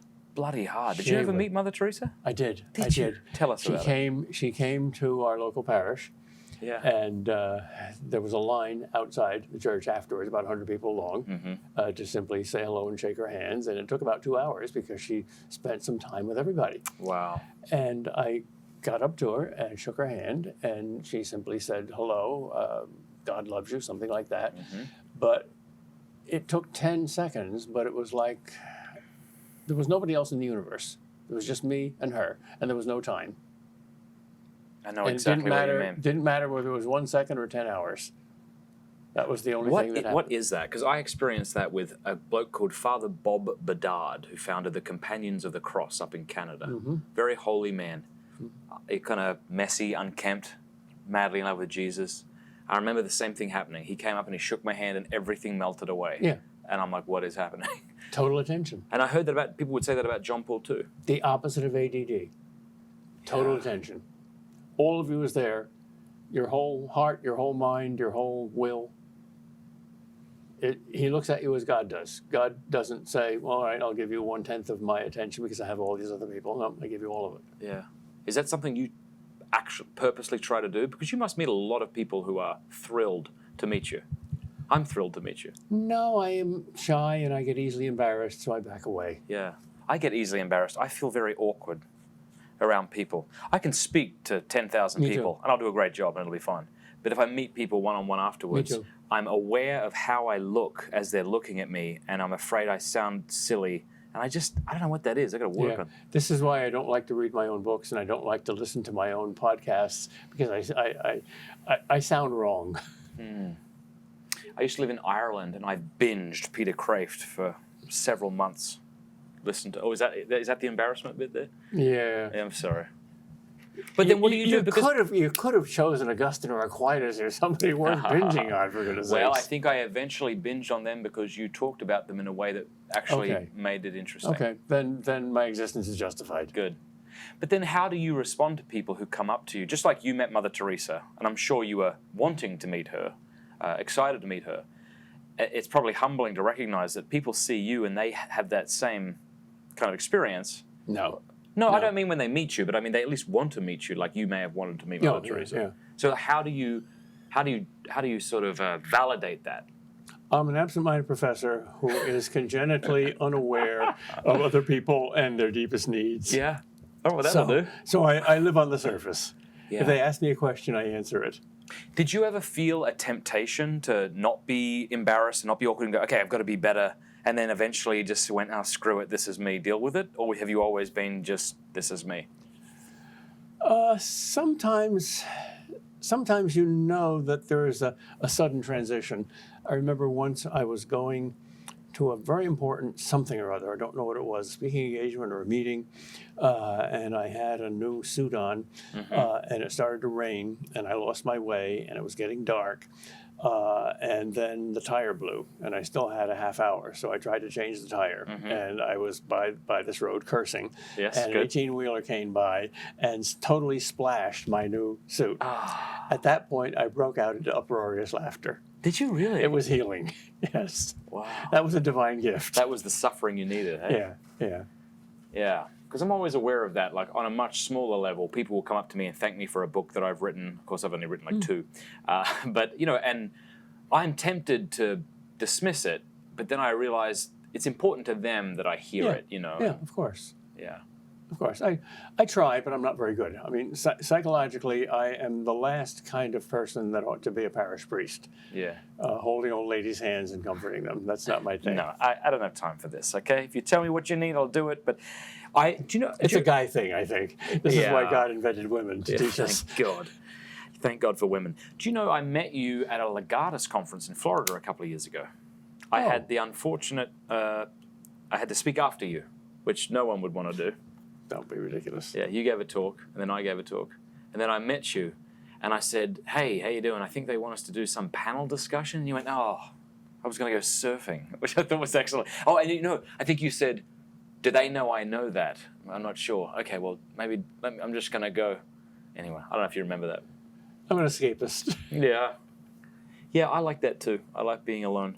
Here's how I knew I was introverted. If I go to a party, I love going to the bathroom And I love going into a bathroom and shutting the door and locking it, and I just feel this instant relief. For two reasons. Relief because I let things go too, but I especially like it if there's two types of locks, the one that slides over and the button that gives the satisfying click. Now, if there is no satisfying click, I'm on edge in the bathroom, thinking at any point someone can burst in and I hate parties too. I don't usually go to the bathroom, but if you can seek out one other person who you can have a deep conversation with at a party, and if the party hostess isn't one of these intrusive people who breaks up such conversations, come on, this is a party. You feel like strangling them at that point. Then a party is worthwhile. When I go to a party, I find a spot, get a drink, get my pipe or cigar, and I sit, and I just don't move, and hope that someone interesting sits next to me. You're not supposed to do that. You're supposed to circulate. Mingle. Circulate. Yeah. Now, my wife, on the other hand, is very extroverted. She's afraid if she leaves a party, they all stop having fun. My wife is exactly the same. I think all women are like that. They are experts in relationships. We're not. That's true. That bit's definitely true. Women are much better relationally. This is probably why among the 100 most famous philosophers, there's not a single woman. Yeah. Now, people will say that's because of sexism. They have to bring us into the world and educate us and love us so we can become philosophers. But then what do you say to the retort that, well, that's just a matter of sexism? People like Eleanor Stump and... there are some. I know you're not saying there's none. There are some. But I imagine some of them would say that, I don't know. This is just a matter of sex. I think you're right. I'm just pushing back to see what you'd say against it. You know, Larry Summers, the president of Harvard, was fired because he suggested in a faculty meeting that perhaps, just perhaps, probably not, but perhaps. Just throwing it out there. Perhaps one of the reasons why Harvard is not attracting more women to the hard sciences is that there's some physiological differences between the female and the male brain. You get crucified, which, of course, has been proved biologically. Yes. He got fired for suggesting that you discuss that. Same thing happened at Google. There was a memo that was released where he was like, in order to bring more women into Google, maybe we should consider this, and he was fired. Oh, we are not living in a free country. No. Are you seeing, so how are you experiencing all of this craziness being at a college? Are there safe spaces where you go? Or? No, Boston College is not yet Yale. Ah, good. When Trump got elected, you know what Yale did? What? They not only created safe spaces, but they brought to the students who took refuge in those safe spaces the ultimate answer to Donald Trump: puppies to pet. They didn't if think I that was funny. God, if I were God, I would not have saved us. I would have seen that and went, bugger them. They're on their own. It's nuts. No, I don't get involved in campus politics. It's a waste of time. I heard of a college that the professors had to stop writing on the papers with red ink because it was triggering. And they had to now use black. It's good that you can just laugh at that. Yes. What else can you do? Just get super upset? We have an excellent chairman in our philosophy department, and we have an agreement, he and I. I don't do committee work, as most of the other people in the department do, and I teach an extra course instead, because I'm lousy at committee work, and I'm good in the classroom. Yeah. What do you like in meetings? I don't like meetings. I thought you'd be terrible. I hate meetings so much. Has anything great in history ever been accomplished by a committee? No. No. I mean, even if the Last Supper was a meeting, Judas went out after that and went crazy. So no. Famous Arab definition of a camel, a horse designed by a committee. That's very good. I haven't heard that one. Yeah. What's your favorite course to teach in philosophy? What most interests you right now? A course in one philosopher. Probably the best course I ever taught was a course on just one book, The Confessions of St. Augustine. Yeah. Okay. And the students were so into it that they all chose to write journals, and most of them were longer than the Confessions itself. Really? Wrote journals, you say? Yeah. How do you mean? React to, analyze, argue with each chapter in the Confessions. Interesting. Why is it that, do you think that Augustine speaks to modern man in a way that maybe Aquinas doesn't immediately seem to? Or do you disagree with the premise? No, the premise is true. Augustine speaks with the whole of himself at once. Aquinas is wonderfully analytical and wonderfully clear, and he'll not only separate theses and objections, but he'll separate the parts of himself and talk about the head with the heart, and talk about the will with the mind, and so on. He's the perfect philosopher for a man. The analytical, clear thinking. Augustine is much more complex, much more messy, and much more accessible, instinctively accessible. You know, medieval statues of Augustine always had a burning heart in one hand and an open book in the other hand. That was perfect. Yeah, he's beautiful in a different way to Aquinas. Yeah. I heard someone say, it may have been Pieper, Joseph Pieper, that Aquinas is beautiful like a tool. You might say a tool, or I think you said mathematics, or what did you say? Geometry. Geometry, saying. Whereas Augustine is beautiful like a garden. I mean, there's Yeah. And there's two kinds of gardens, too. There's the Victorian garden, which is very formal. Yes. And there's the messy country English garden, which is deliberately messy and natural.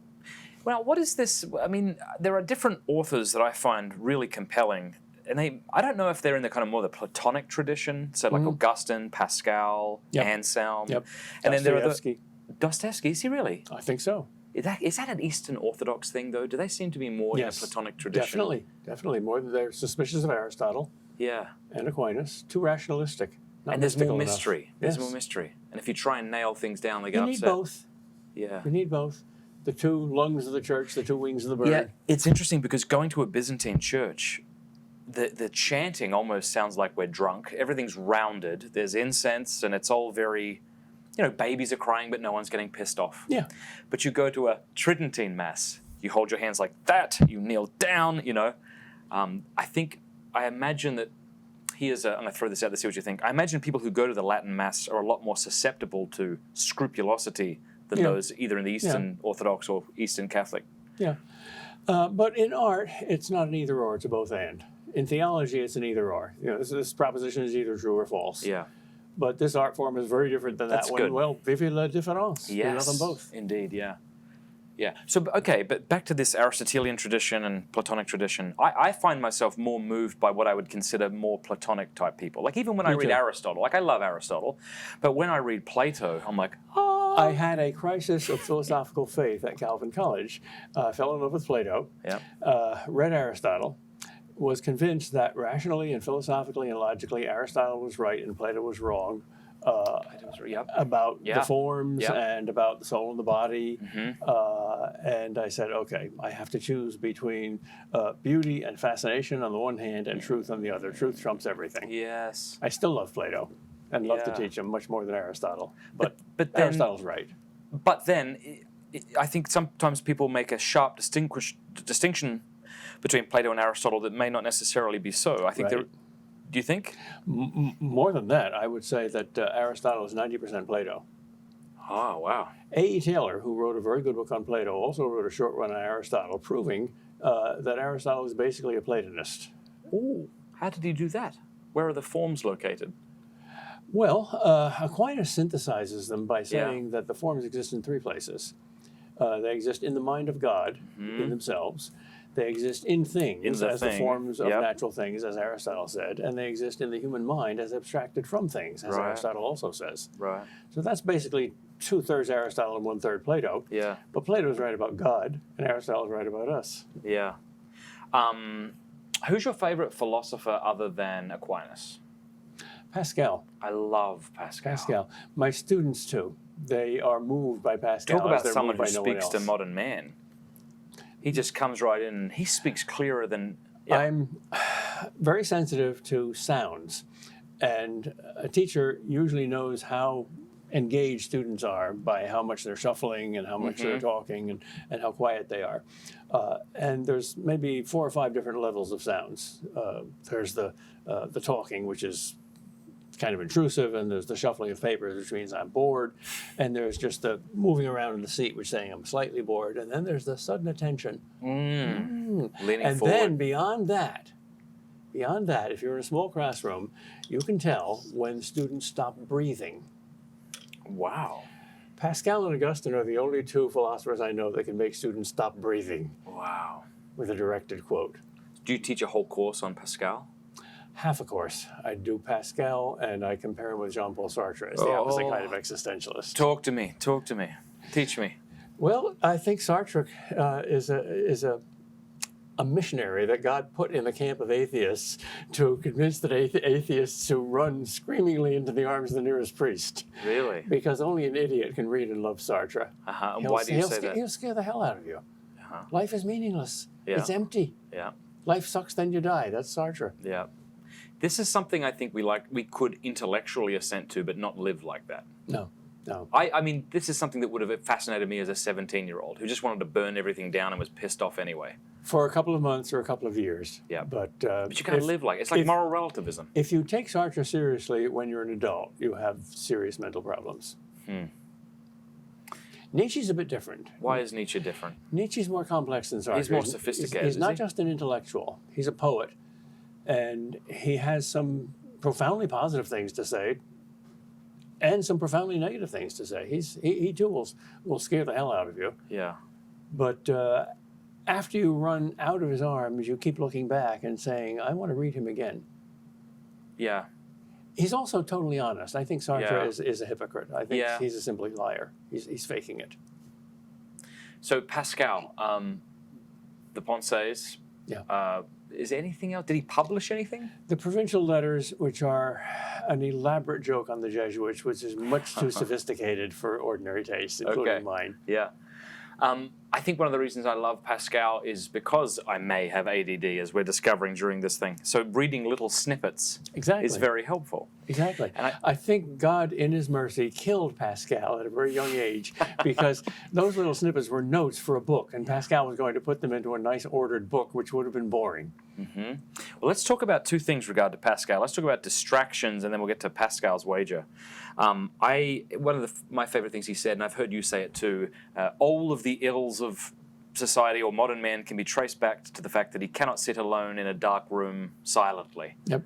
Brilliant. It's like a litmus test if you want to see how depressed you are. Go give that a shot, see how long you last. That's when my students stop breathing, when I quote that. Really? And I say, It's so test him. You wonder whether that's true or not. Do it, literally. Put yourself in the bathroom with a noise machine so you're not distracted. See if you can last an hour. Almost nobody does. But see, this is something I got better at last August when I quit the internet. I felt like my head was running around like one of those rotating fans, and I pulled it out of the wall, and it took a while for it to slow. Yeah. But it got to a point where I could sit and read a lot, and I read the Brothers in 20 days. Yeah. I couldn't do that now. I couldn't read that in 2 years, given how much internet I use. Well, Pascal is suggesting something much more radical than that. You don't read in that room. No, I know. You don't even think consciously about X, Y, or Z in that room. You just say, who am I? What's going on here? So why can't we do it? Well, maybe you can. Why can't I do it? I can't do it either. I think it's because I don't like myself. I like the fact that I don't like myself. If I liked myself, I wouldn't like myself. If you I don't respect people who think highly of themselves. Yeah. I respect people who are honest enough to say, I'm a 90% failure, and I've got to patch myself up, and God's got to help. So here's my idea. You're at a party, someone walks over to you. You don't like them, you don't want to talk to them. You move away from them. It's easy to do. But if you don't like you, it's a little more difficult to evade you. And I think that plunging yourself headlong into a myriad of distractions, in a sense, does that. It fragments the internal life. I don't have to be with me. Yeah.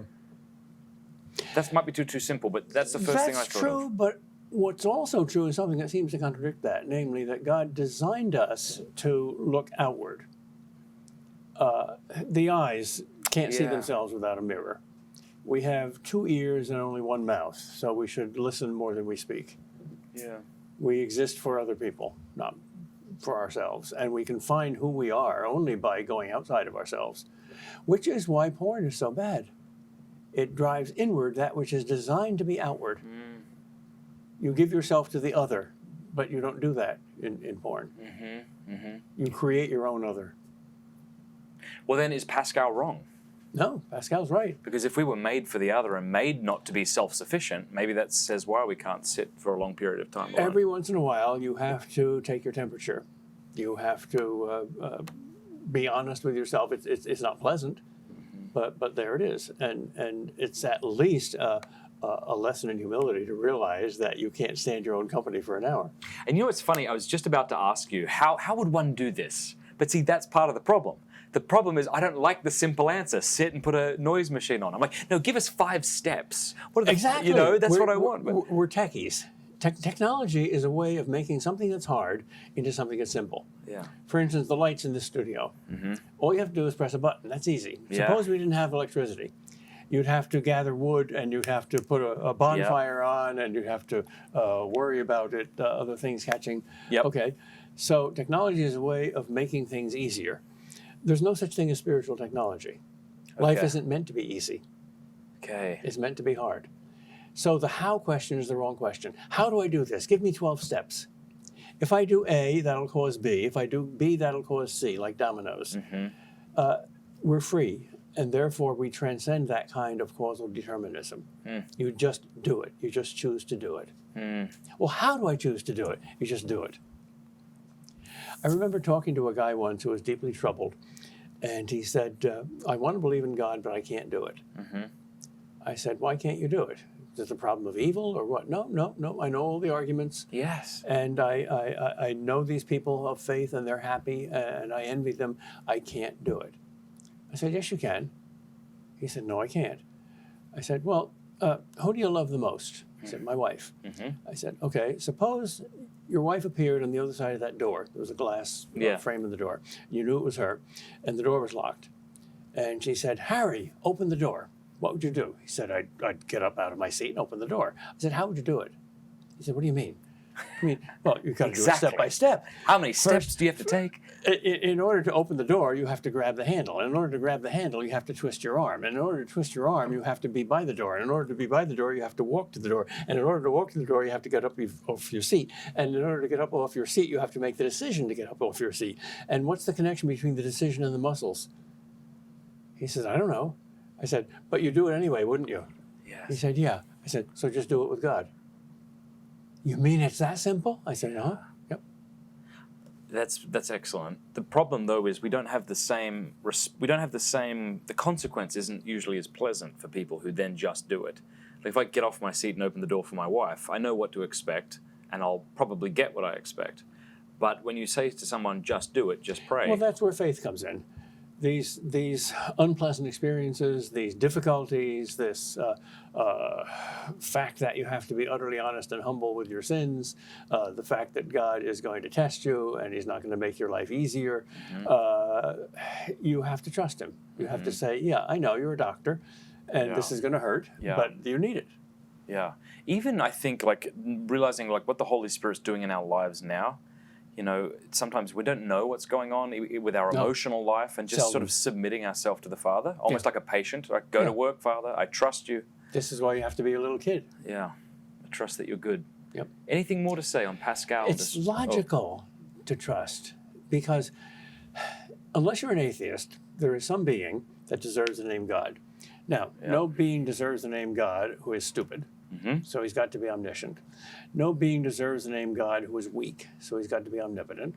And no being deserves the name God if he's wicked, so he has to be good. And good means unselfish and loving. All right, so God is unlimited wisdom, unlimited power, and unlimited love.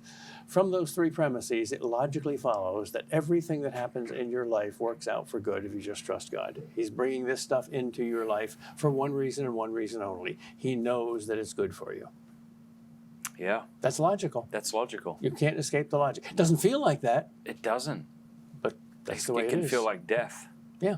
But though Death I walk too. through the valley of the shadow of death. Without death, where would we be? There's a bunch of idiots in Silicon Valley who are working on the immortality pill. It's not a pill. It's immortality by genetic engineering. Yeah. It's the transhumanists who say we're about to evolve technologically into the next species and we'll be immortal. If they ever attain that goal, I think that would be the end of the world. I don't think God would allow a world of immortals to exist. That would be hell incarnate. We would be like a dozen eggs left on your kitchen table for 6 months. We would go rotten. Yeah. Death is absolutely necessary. I heard a story. It was a science fiction story. You may have heard of it. I'm not sure where it's from. He was this astronaut was on a planet, and the ship broke down, and he had 2 pills. One was for suicide, and the one was to live forever. And so because he was stuck on this planet, no way out, he chose to kill himself. But he took the wrong pill, and then he had to sit there alone forever.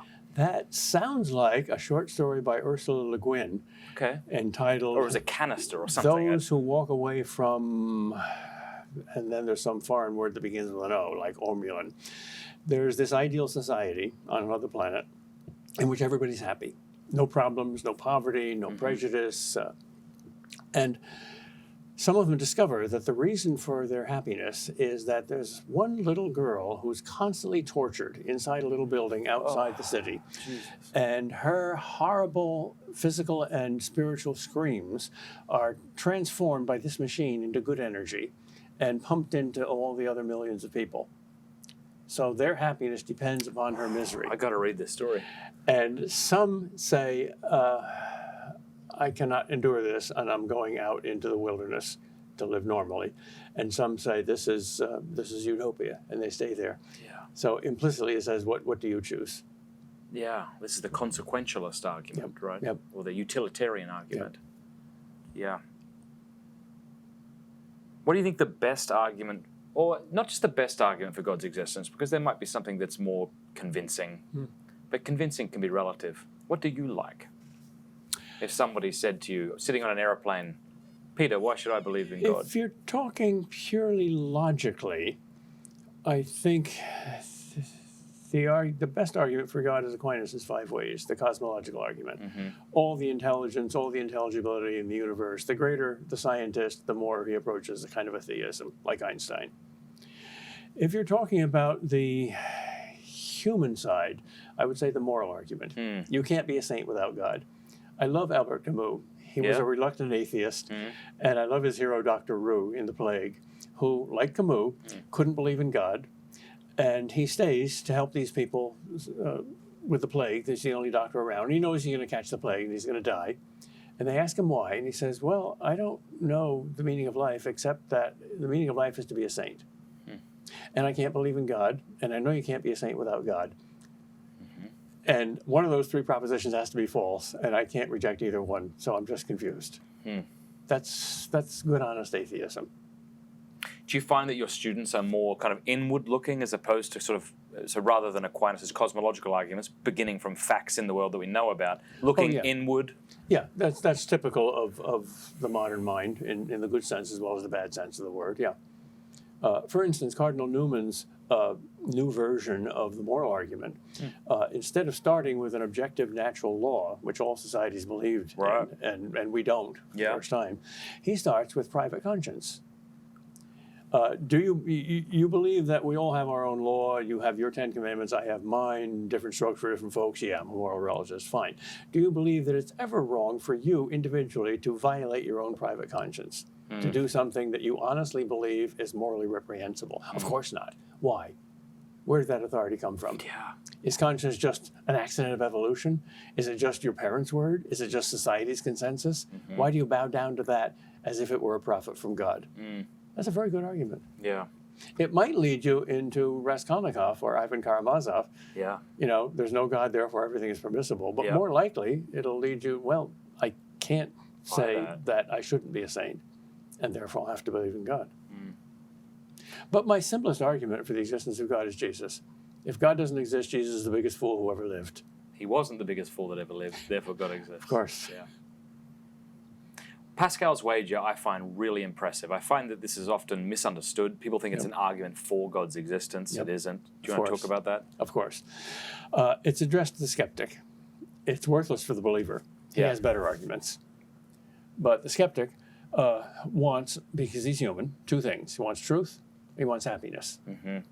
And he thinks that the truth is not ascertainable. Neither theism nor atheism can be proved.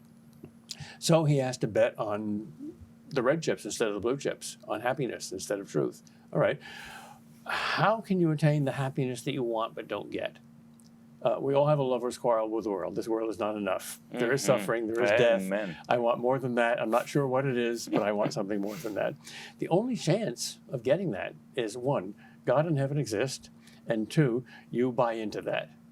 You accept his offer. That combination is your only chance of attaining happiness. So why not buy into it? Now, of course, the Pascal's wager would only kind of get off the ground if I think that the arguments for, or the likelihood of, God and atheism are equal. Right. If I think there's better arguments for atheism, I might just choose to be an atheist. Right. Because I have people come up to me quite regularly who say, I've looked at all the arguments, I've been watching all the YouTube videos, I really don't know what to do, both seem convincing one day or the other. Before I've had my coffee, I'm an atheist, but what do I do? And so I know Pascal said something after that, though, didn't he? He said, so suppose you bet on God, and then he tells us what to do. He imagines his interlocutor saying, I just can't make the leap of faith. Yeah. Can't do it. So Pascal says, well, you don't need more arguments. You need to live it. Yes. Here's a suit of clothes. Put it on. See what it feels like. Go to church. Light some candles. Go to Mass. Use holy water. And what do you Love say? your neighbor. What do you say to the person who says, "But if I do that, I'm a hypocrite"? No, you're not. You're not buying the car yet. You're just test driving it. Yeah. And of course, if God doesn't exist, there's probably nothing wrong with being a hypocrite. So that's all right. Yeah. Yeah. If you can't prove or disprove that God exists, then there's no conclusive proof either way, and you're not a fool. Nobody can prove that you're a fool, whichever way you choose. That's when he shifts from the mind to the heart. And the heart's at least as important as the mind. God made us to demand two things, truth and happiness. Mm-hmm. Unless your happiness is just comfort and contentment. If you can say, oh, well, I'm just contented with 3 good meals a day and no terrible pain, that's all I want. That's what the beasts desire, though. Yeah. And deep down, you know that's not you.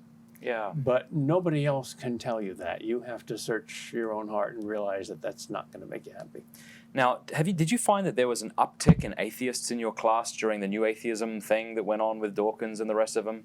Now that seems to have died down. What's been going on? No, but I think Boston College is not typical. Ah. I think most of the kids there come from a vaguely Catholic or vaguely religious background. Mm-hmm. And they tend to be kind of pragmatic. They're in college to get a good job and make a lot of money, not to find whether God exists or not. Mm-hmm. And the students that come to my courses are usually much more motivated for the big questions than the average student. Are they? Well, yeah. Yeah. Well, hopefully, yeah. They would have, obviously, intellectual curiosity, presumably, if they're taking philosophy. Yeah. And then have you taught master students? And doctor students, have you? Yeah. Yep. BC is one of the, I think, 2% of universities in America that still require 2 philosophy courses for every student. Yeah. Philosophy is not that popular anymore. Why? Have we replaced it with psychology? No, we've replaced it with technology. 99.4% of all research and development money in American universities goes to the STEM courses. 0.6% go to all the arts and all the humanities combined. We're becoming technocrats.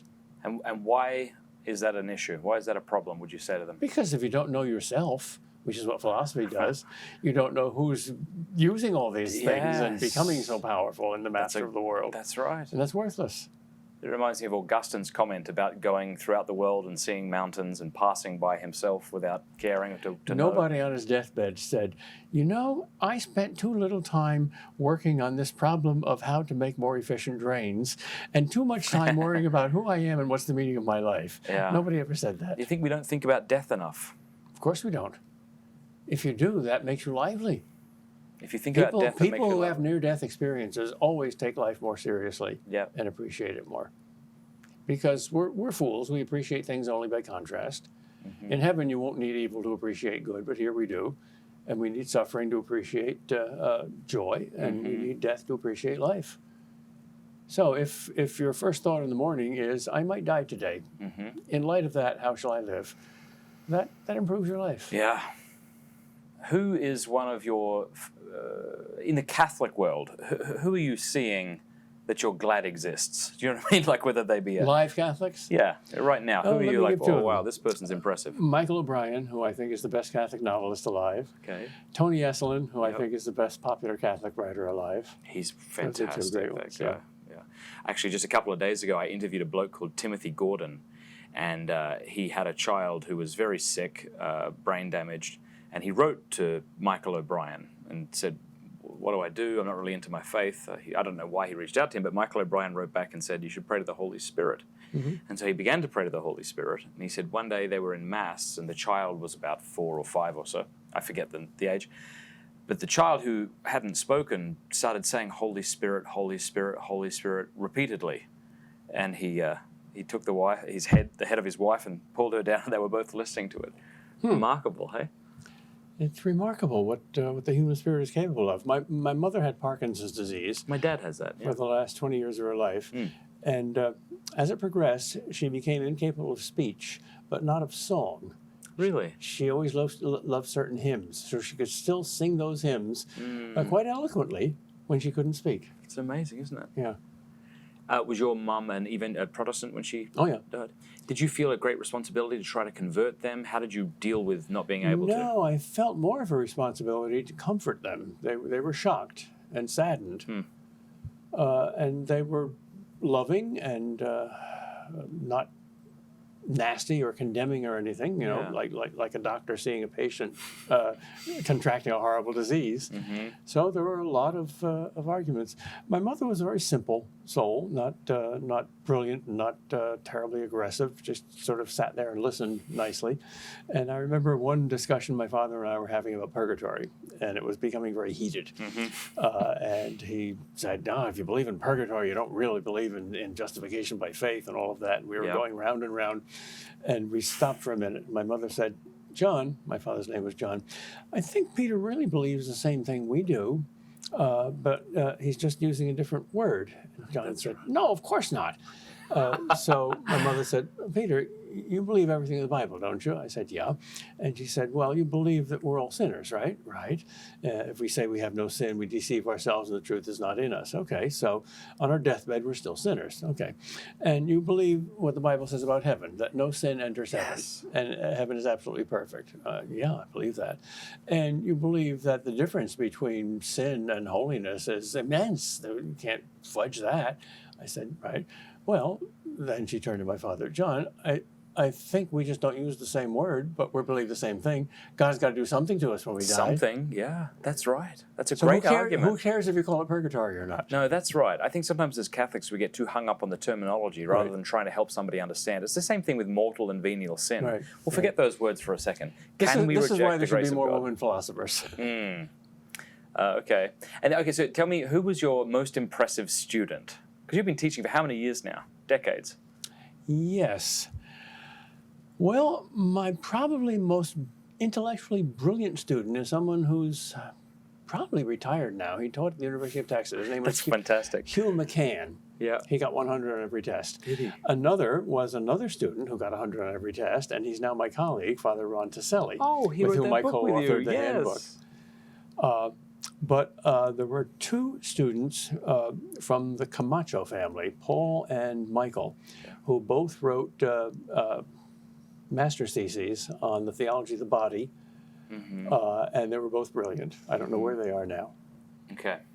So speaking of that book, Handbook for Catholic Apologetics, excellent book. We talked about what the first book you wrote was, or the trilogy. What's the book you're most proud of, if you're allowed to be proud of a book? Ooh, Jesus Shock. Oh. It's very simple. Augustine Press, or was that?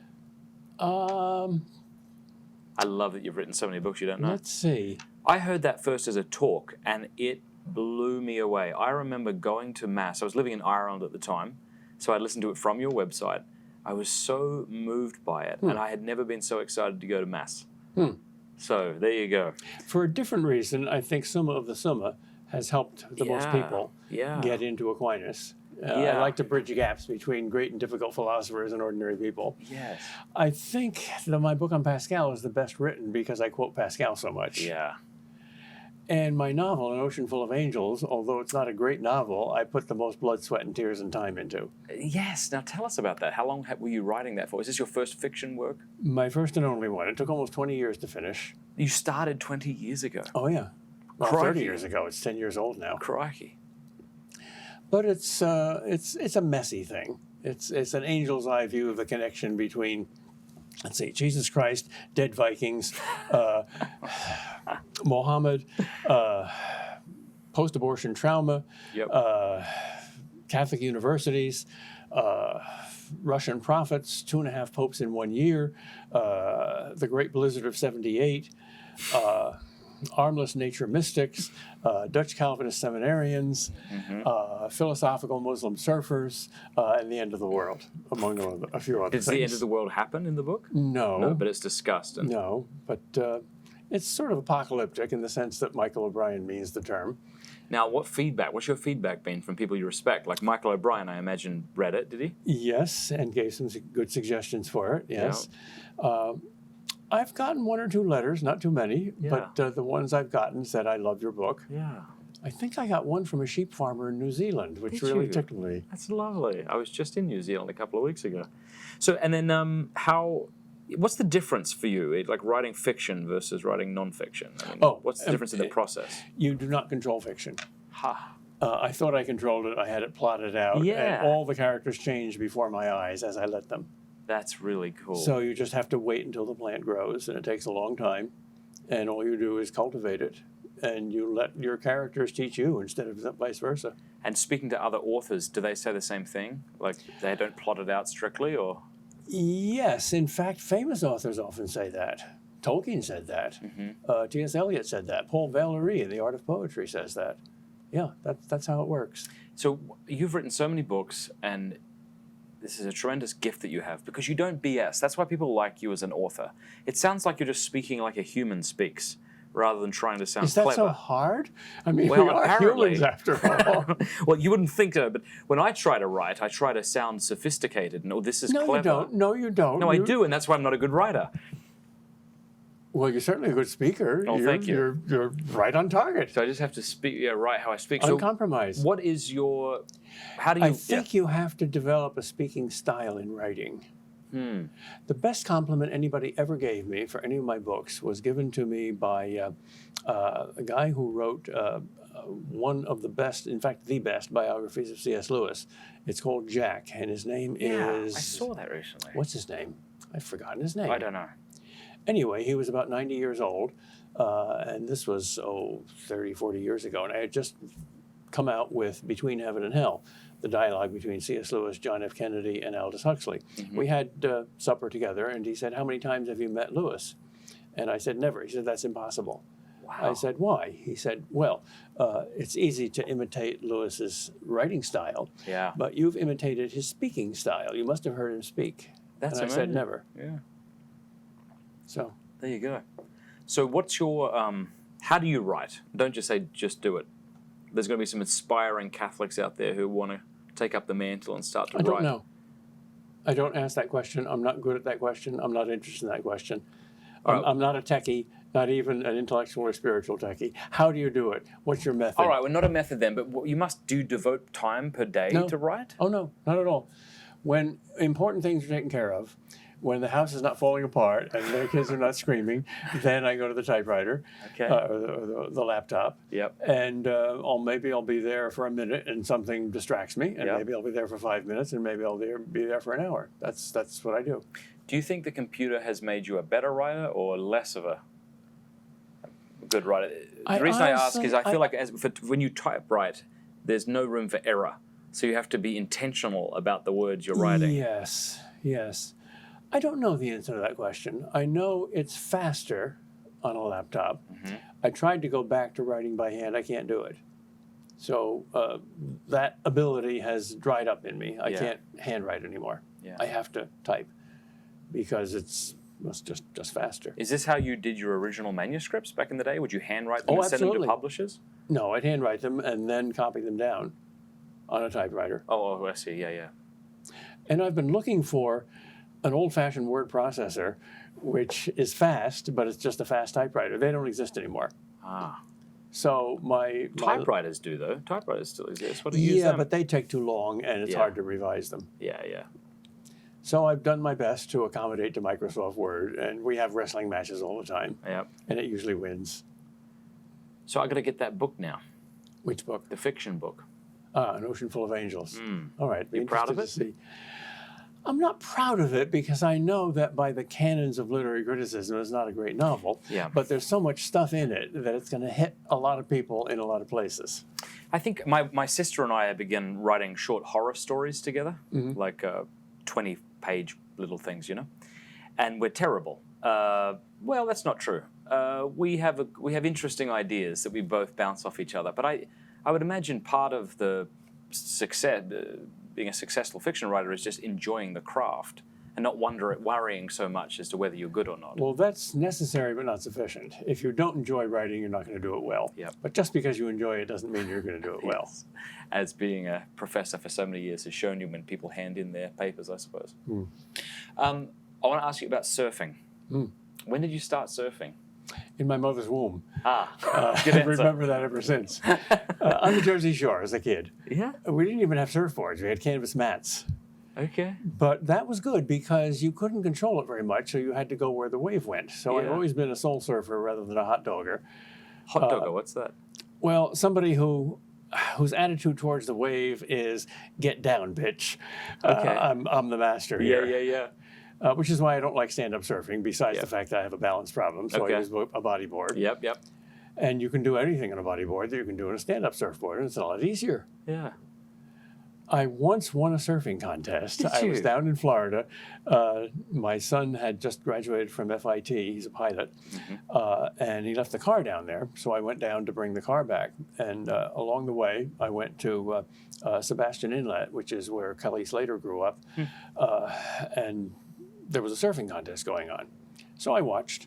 And there were these really good surfers who were doing amazing athletic things. I was about 55 then, I think. And then they said, now we're going to have two other contests. One for the Groms, that's the little kids under 12, and one for the old fogies, anybody over 50. Very good. So the Groms were doing their fantastic thing too, and there were just 4 or 5 old fogies, all of them overweight except me. Yes. So they gave us all boogie boards, and I just happened to catch the best wave, and I won a surfing contest. That's I came home a day terrific. late, and my wife met me at the door and said, yeah, you phoned me, you'll be a day late, but you didn't say why. What? You just said you had something important to do. Yeah, I won a surfing contest. You gotta be kidding. Philosophers aren't supposed to do that. Did you get a certificate or a trophy or something? No, just the memory. And then do you get to do that up in Massachusetts much? Yeah, there are waves in there? Massachusetts, believe it or not. I remember when in 1978. No, you have to be patient. Okay, very good. They come in August and September. Okay. And when you're on a wave, you lose your ordinary consciousness. Yeah. You become one with the wave. I'm a coward. I don't take chances. The one time I did something really foolish was when I was very much younger. A hurricane had just hit the Jersey Shore, and we were at Wildwood. And nobody was in the water, and there were no policemen to kick anybody out of the water because only a fool would go in. Yep. And the waves were still pretty big, and there were riptides all over the place. And I was so naive, I didn't know how dangerous riptides were. Yeah. And I started swimming and body surfing in those waves, and I felt the riptides carrying me back and forth. Yep. Fortunately, they didn't carry me out, but a syllogism almost killed me. I thought, I have become one with the ocean.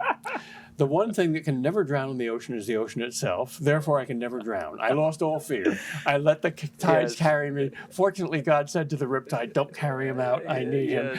Dump him off the beach. He Yes, did. premise 1 was incorrect, or there was equivocation in being one with the ocean or something. But it was mystical, therefore it must have been true. I love it. I love that a syllogism nearly killed a surfer who once won a... That's fantastic. I learned to surf in Ireland, believe it or not. Bloody freezing cold. You've got to wear those hats and the gloves and this thing. And then I moved to San Diego and did it a bunch there. Did you ever see that surfing video where they're teaching, where professional surfers are teaching Irish kids to surf? No. I never saw such wide smiles in my life. Oh, really? As on those kids' face. Yeah. You told me, or you said at one point about a poll of surfers. Would you rather give up sex or surfing? And the majority said they'd rather give up sex. Well, this was from, I think, the New Yorker magazine or else the New York Times. Mm-hmm. And it was a cross-section of surfers at various levels. And that was the question. And 11 of them said they would give up surfing, and 89 of them said they'd give up sex. And as a result, the publication got very many angry letters from surfers saying, this is a fake. You couldn't find 11 people who would give up surfing. Very good. Speaking of sex, you've said one other thing that I thought was brilliant, and I always quote this. You were saying, asking, "Will we have sex in heaven?" is like a child upon hearing about sex for the first time asking her mum, "When we have sex, can we have candy?" Oh, honey, you won't want candy. Like most of my ideas, that was plagiarized from C.S. Lewis. Oh, was it? Yeah. Almost everything is. Everything good. So let's talk about just heaven and the fact that we can't. We talked about not being able to depict Christ or the saints. Yeah. Heaven, I can't think of it in a way that's not boring. Well, that's because the best definition of heaven is the one that you get in the New Testament. Eye has not seen, ear has not heard, nor has it entered into the heart of man. Mm-hmm. Try to explain to an unborn baby what life in the world is like. Can't do it. Yeah. It's more of everything. Yeah. But in quantity, not quality, not just quantity. So this is why when we read books about heaven or near-death experiences where someone goes to heaven and they tell us what it was like, it sounds bloody miserable. Yeah, yeah. There has never been a good movie about heaven. Yeah. Never. Can't be. Because if you ask yourself, like, what do I most enjoy? And you might say sex or surfing or eating tacos and drinking tequila. Well, if you're honest, I think you have to give, as an answer to that question, the very best answer. What gives you the most joy, and therefore what you enjoy the most, is love. Mm-hmm. Loving other people, loving God, loving yourself. Yeah. And in order to do that, you have to really know them. I mean, knowledge and love reinforce each other. The more you know, the more you love. The more you love, the more you know. So those are our 6 tasks on earth: to get to know and love God, your neighbor, and yourself. And somehow we'll do that in heaven in a much better way than we do it down here. So is this why when we're kind of deprived of love, we cease to be, I don't know, we kind of, our humanity lessens to a degree, right? Oh, yeah, yeah. It's like being deprived of food or air or water. You shrivel up. People keep telling me a story about babies who, if left unattended, will die. Yeah. I've heard that enough that I assume it's true. Have you heard that? Yeah. I also heard that Skinner boxes are outlawed because when you put the baby in the Skinner box and you gave it all the technological... What's a Skinner box? B.F. Skinner, the atheist, materialist, behaviorist psychologist at Harvard, invented this box for ordinary babies that substituted for mothers. It gave the baby everything, but mechanically, without human contact. Okay. And this was his vision of the ideal world to come. Oh, dear God. And some of the babies died. I was going to say, for no reason at all. They just died. Yeah, that's fascinating. What are we living in right now? Brave New World or 1984? We're living in Brave New World. We're scared of 1984. There's too much violence and suffering there, so we're not going to go back to the Nazis. I hope not. We're going to go forward to Brave. We're already in Brave New World. Yeah. Huxley in the 50s, he wrote Brave New World in 1932, I think. In the 50s, so he already said, I was wrong. I thought it would take 300 years. We're halfway there. Wow. We're now 3/4 of the way there. So for our listeners, the difference between 1984 and Brave New World? 1984 is what de Tocqueville called a totalitarianism of force, or a hard totalitarianism. Brave New World is a soft totalitarianism, a totalitarianism of comfort. Yeah. So it's almost like one's imposed from the top down and one's from the down up. We choose our own slavery as opposed to being imposed on us. The first time I used Brave New World as a required text in a course in philosophy and literature at Boston College, I gave the students no guidance at all. I said, just read this over the weekend or over the vacation. Yeah. We'll come back and talk about it in class. And the discussion was not going anywhere for a couple of minutes until I realized that most of the students thought that Huxley was for Brave New World, that it was a utopia instead of a dystopia. I am not joking. They read the whole book? They read the whole book. And they were disappointed that the savage committed suicide. Yeah. But he was a savage after all. Yeah. And who wouldn't want to live in a world where there's free sex, free drugs, free entertainment? It's basically, advanced Scandinavia. Yeah. I read an amazing article in the Boston Globe last year. There's apparently an organization called the Global Happiness Project, which rates all the countries in the world by the happiness of its citizens. How do they do that? They give some sort of prize to the 5 happiest countries and some sort of warning to the 5 unhappiest countries. And according to this bunch of experts, the 5 happiest countries in the world are the 5 Scandinavian countries. Finland and Sweden and Norway and Iceland and Denmark. The 5 unhappiest countries in the world are all in sub-Saharan Africa. Ooh. I said, this is a joke, right? Because everybody, even a baby who doesn't even know how to speak, knows how to recognize happiness. When people smile, they're happy. Africans are smiling all the time. Of course, we speak about those dour Africans and those smiling Scandinavians, right? Yeah, no. And the surest indication of unhappiness is suicide. Yeah. Happy people don't commit suicide. Well, the suicide rate in Scandinavia is sky high, and it's very low in sub-Saharan Africa. I mean, life there is hard, and it's poor, and it's dirty, and it's corrupt, but people smile. That doesn't count. All that counts is your bank account. Idiots. And life expectancy, perhaps. Yeah. But then if you're not smiling and you're just concerned about your bank account, life expectancy is not going to help you be happy. I think the future of the church is in Africa. Oh, okay, good. This was a question I wanted to ask you. Because you've given that answer about the Roman fellow who or the Jewish fellow who wanted to convert, went to Rome, saw the scandal. Yeah. You know. But maybe I'd love to dig into this a little bit more. I don't want to get gossipy. I don't want to get into the whole fight that's going on. But I mean, shit has hit the fan. People are leaving in droves. I think it's just going to get more and more. We're going to see people leaving the Catholic Church. 10-1 in Europe, 6-1 in America. Ex-Catholics versus new Catholics. All right. So where do you see the church in 50 years? It'll be the church of the poor and the persecuted. It will continue to thrive remarkably in Africa, in Muslim countries, in China, wherever it's persecuted, wherever it's poor. That's always happened. The blood of the martyrs is the seed of the church. The Catholic Church is not infallible in its politics. And I think Francis, probably with the best of intentions, has done a really, really stupid thing in trusting the communists to appoint bishops and trying to... China. Yeah.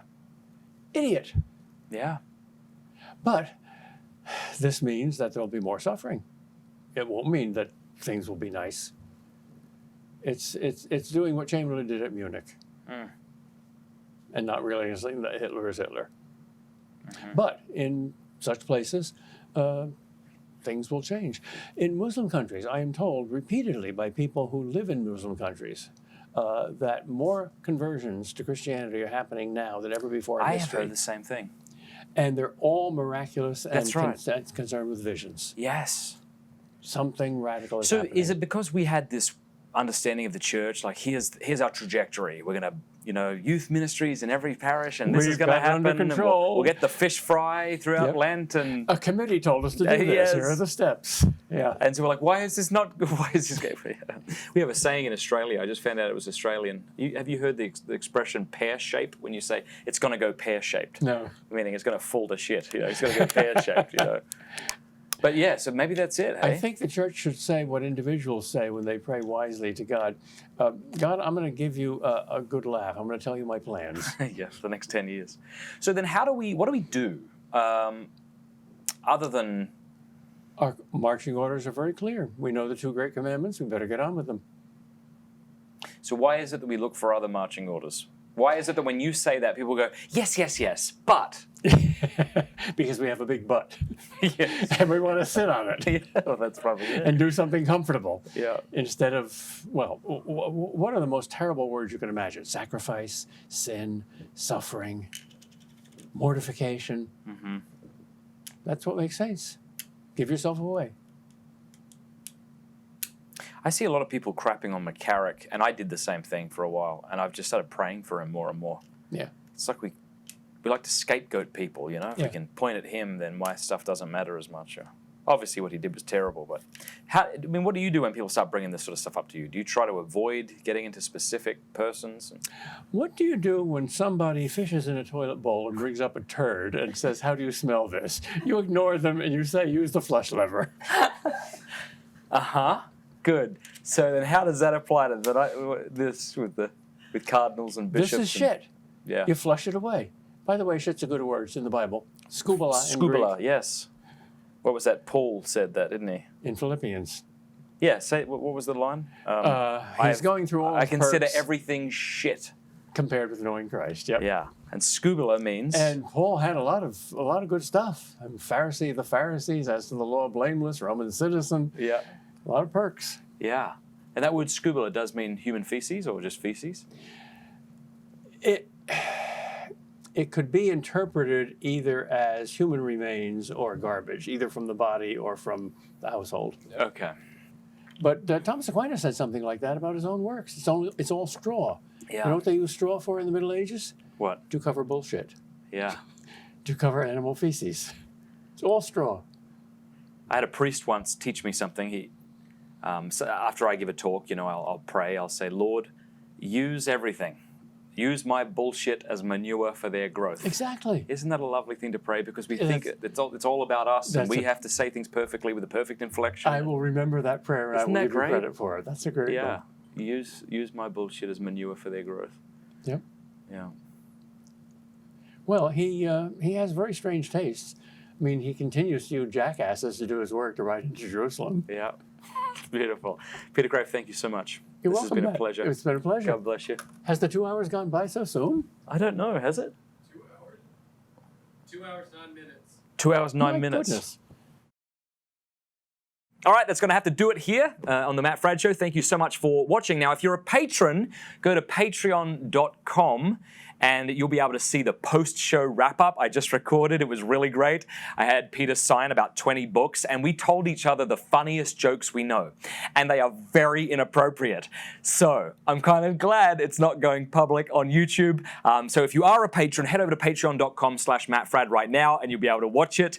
If you're not yet a patron and you want access to a bunch of free material, signed books, all sorts of cool stuff, please go to patreon.com/MattFradd and give me $1 a month or $10 a month. There is a team of people working here, about 7 of us that I pay monthly to get the Matt Fradd Show and Pints with Aquinas out there. And so you would really be blessing us by choosing to become a patron. And also we would bless you in return by giving you a bunch of bonus content like this post-show wrap-up video we just did. If you don't like Patreon for some reason, some people don't, and you want to just give to me directly, you can give to me at pintswithaquinas.com/donate. It would mean a ton. Thanks so much. God bless.